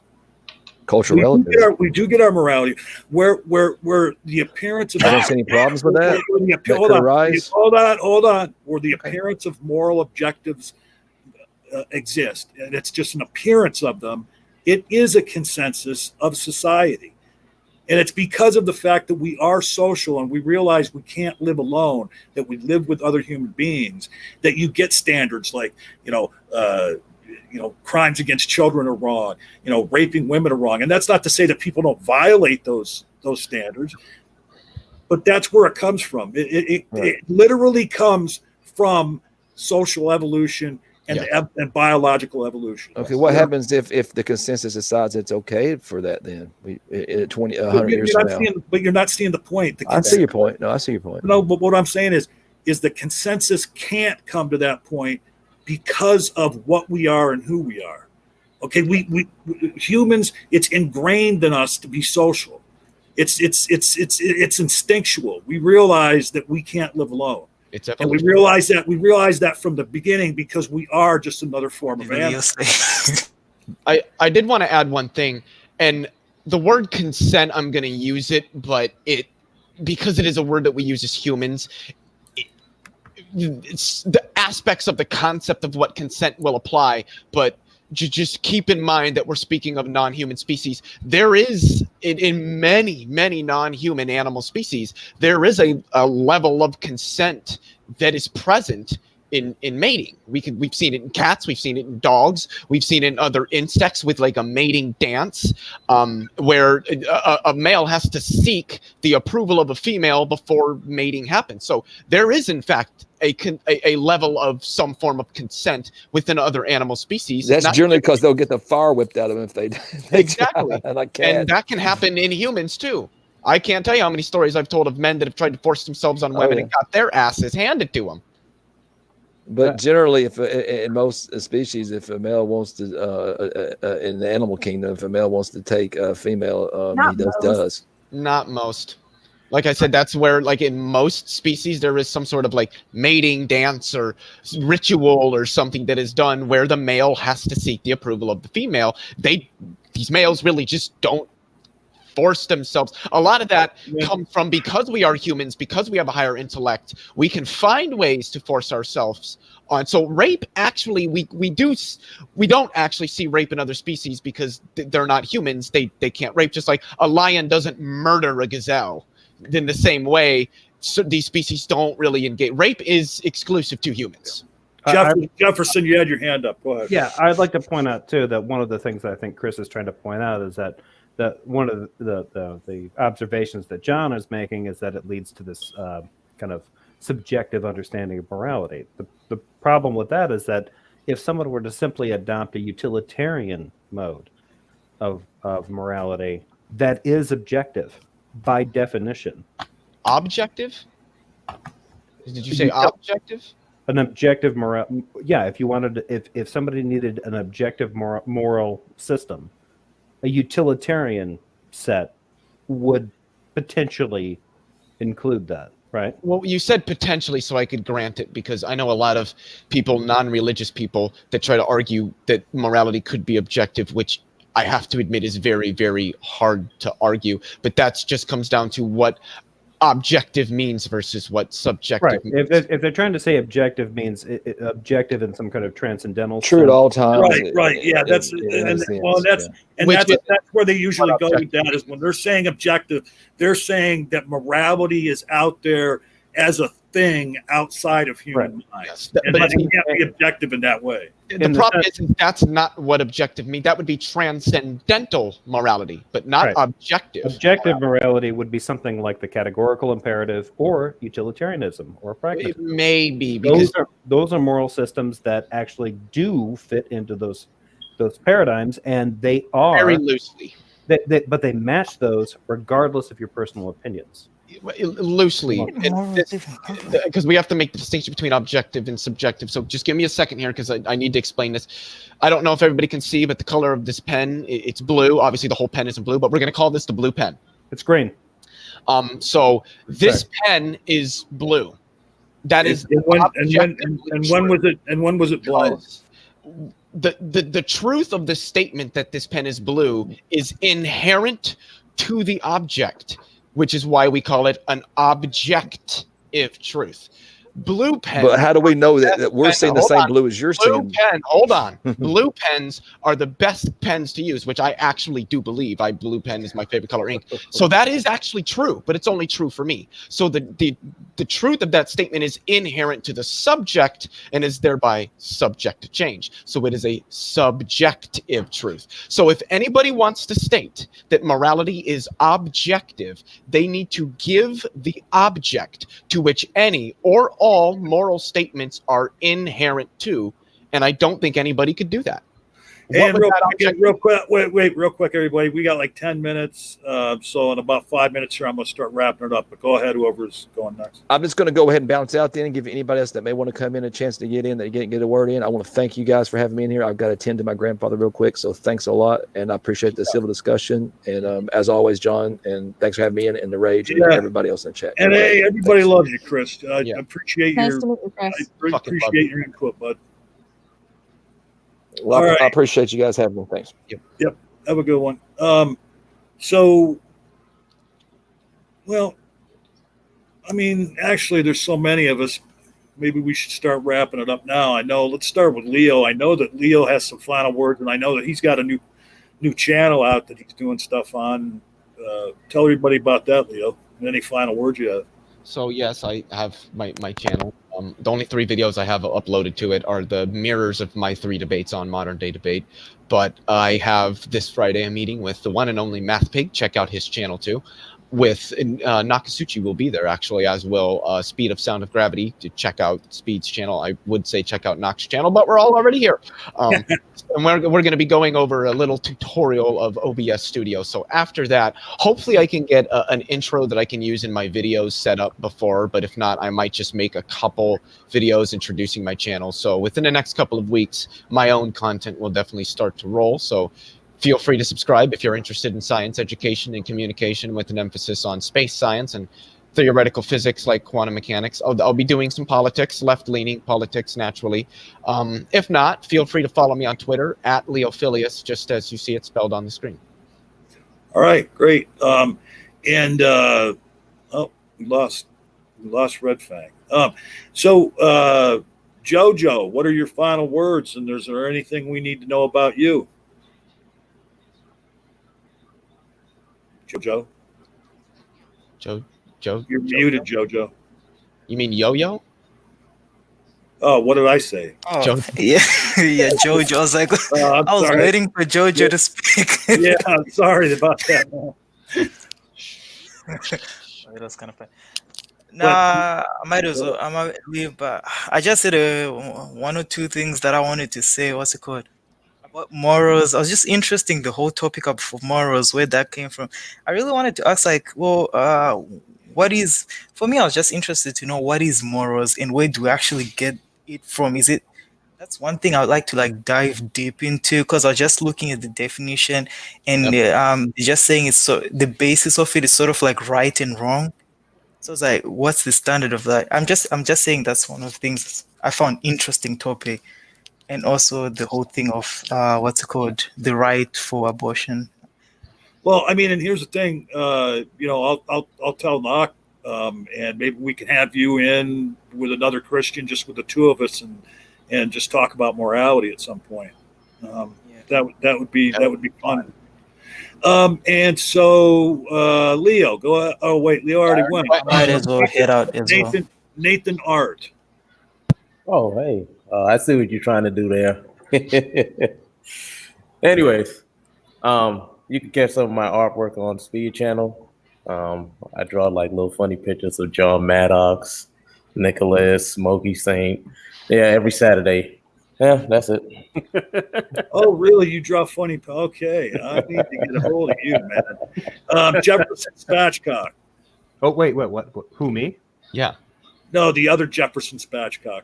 Oh, sorry. All right. I do want to jump just really quick. I'm out of here. I'm going to take off and watch the Flat Earth debate on MDD. So thanks for having me, John. You guys. Leo, thank you so much, That guy is super into Amelia Clark. Oh, I've heard that. Let me shield her charity just because you said that. Same you, brain injury recovery. Donate. SameYou.org. All righty, I'm out of here. All right, see you, Leo. Bye, Leo. Yeah, that guy's like, he's obsessed with Amelia Clark. It's dangerous. Yeah. Well, I'm not in any danger. Yeah. My thing is, my channel continues to be underwhelming, quite a bit lazy. And that's about it. Occasionally I show up. I usually drink too much, and then I take my clothes off and fall asleep. That is his shtick, by the way. My shtick, yeah. Now, I've only done the usually I just fall asleep. There was the one time that I took my clothes off. And took your clothes off. Did you do the full Monty? I did not. I stripped down to my undies. To your undies? My trunkies. Yeah, so. Lisa for Truth. Tell us about you and your channel. Yeah, I have a channel. It's an atheist channel. It's mainly about religion. I do stuff on religion in general, and I also have some stuff on individual religions. Right now, I'm kind of going hot and heavy on Christianity. I recently found out that Salem was not the first witch hysteria in the New World. It was actually Connecticut. Oh, really? Area. So I'm doing a series on that, and I'll be doing Salem after the Connecticut witch hysteria, and then I'll be going back in time to the European witch trials and all that. So yeah, if you're interested in that kind of stuff, check out my channel. And yeah, so I'll see you guys later. All right, Lisa, thank you so much. Is that And the Doc has some videos on his channel about the witch trials and all that are very interesting. Yeah, So, all right, I saved the best for last, in my opinion. I love all of you, but this is my sister from another mister, Mindy, and tell us about you. I'm the Sassy Heathen. I have a channel on YouTube where I do all kinds of stuff to do with atheism. I'm currently doing a Christian book review on, it's called The Intimate Friendship of God, that I was sent by a Christian saying that this proves God. So I'm kind of doing an analysis of it and going through it chapter by chapter and discussing the points in it. I find it interesting that you would be sent a book that proves the existence of God that is not the Bible. That's what I find. I meet a lot of characters on Facebook, so I bet. yeah.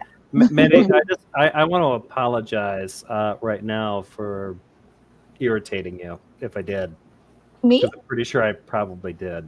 No, Oh, you not did? at all. I didn't. Oh, No, okay. Okay, good. okay, so I was worried about this because I was like, okay, I hope nobody thinks I'm mad. But I've been sitting here crocheting the entire time that we've been on this Oh live my stream. God. So that's why my eyes have been downwards. Yeah, I I'm saw looking at what I'm the doing. needlework going Okay. on.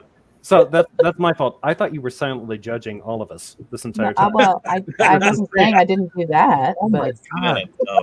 Oh my God, that is hilarious. Oh, continue crocheting and continue doing it in private because it makes you look super intimidating. I got that resting bitch face going on. I'm perfecting it. It's not that. It's just there was just this emotionless affect that you're just like dealing with everything and just like, yeah, I'm taking it all.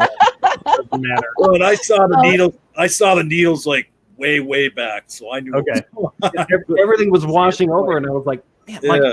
I'm like, this woman is hardcore. She doesn't laugh. She doesn't. Okay, well, no, you can Get continue angry. to think I'm hardcore. I like that. It's all good. Exactly. Continue doing whatever it is you're doing. Yeah. Don't take any advice from me. I was totally wrong.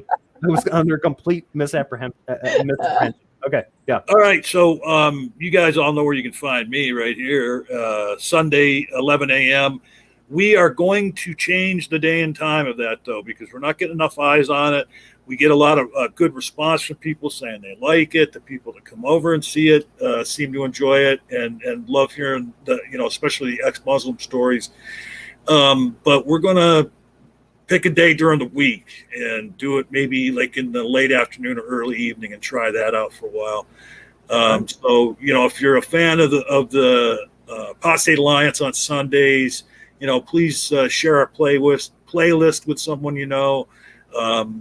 We do talk to apostates of all religions, but we especially, find it very important. And I know Mindy appreciates this. Is we want to get the stories out of what are happening to ex-Muslims and gays and all the people that get persecuted in these fundamentalist Muslim countries. And as a matter of fact, we had our guest on last week. We pre-recorded it. And she actually went through some of the horrors inflicted on ex-Muslims by their own families right here in the United States. Okay, so it's not just happening overseas. Canada too. Yeah, it's happening in westernized countries.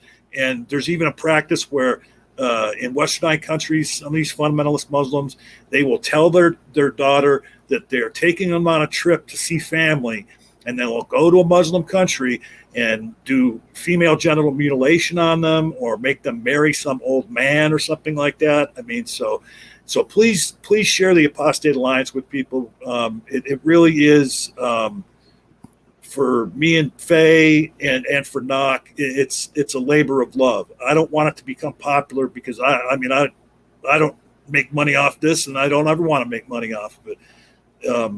But I want people to hear about this shit because here's the thing.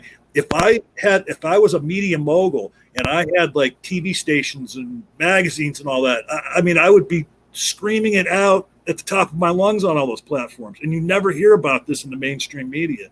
And being that we're the country we are, that, you know, we're supposedly based on human rights and values, this should be something that we should be screaming about all the time.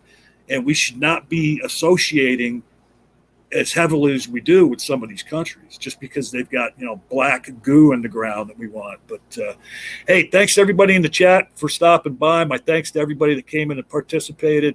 And every Wednesday night, 7:00. And we love it when the Christians come in and tell us why we're idiots. And we will always get a rational and good conversation, unless Smokey shows up. And then it might be a dumpster. Or me. Yeah, or Jefferson, you know, because we had our moments tonight. Yeah. I mean, I blame myself. Yeah, he took my sweat sock analogy way too far. Yeah. So, all right, folks, thanks again. And remember, we say here on The Rage, be the conversation.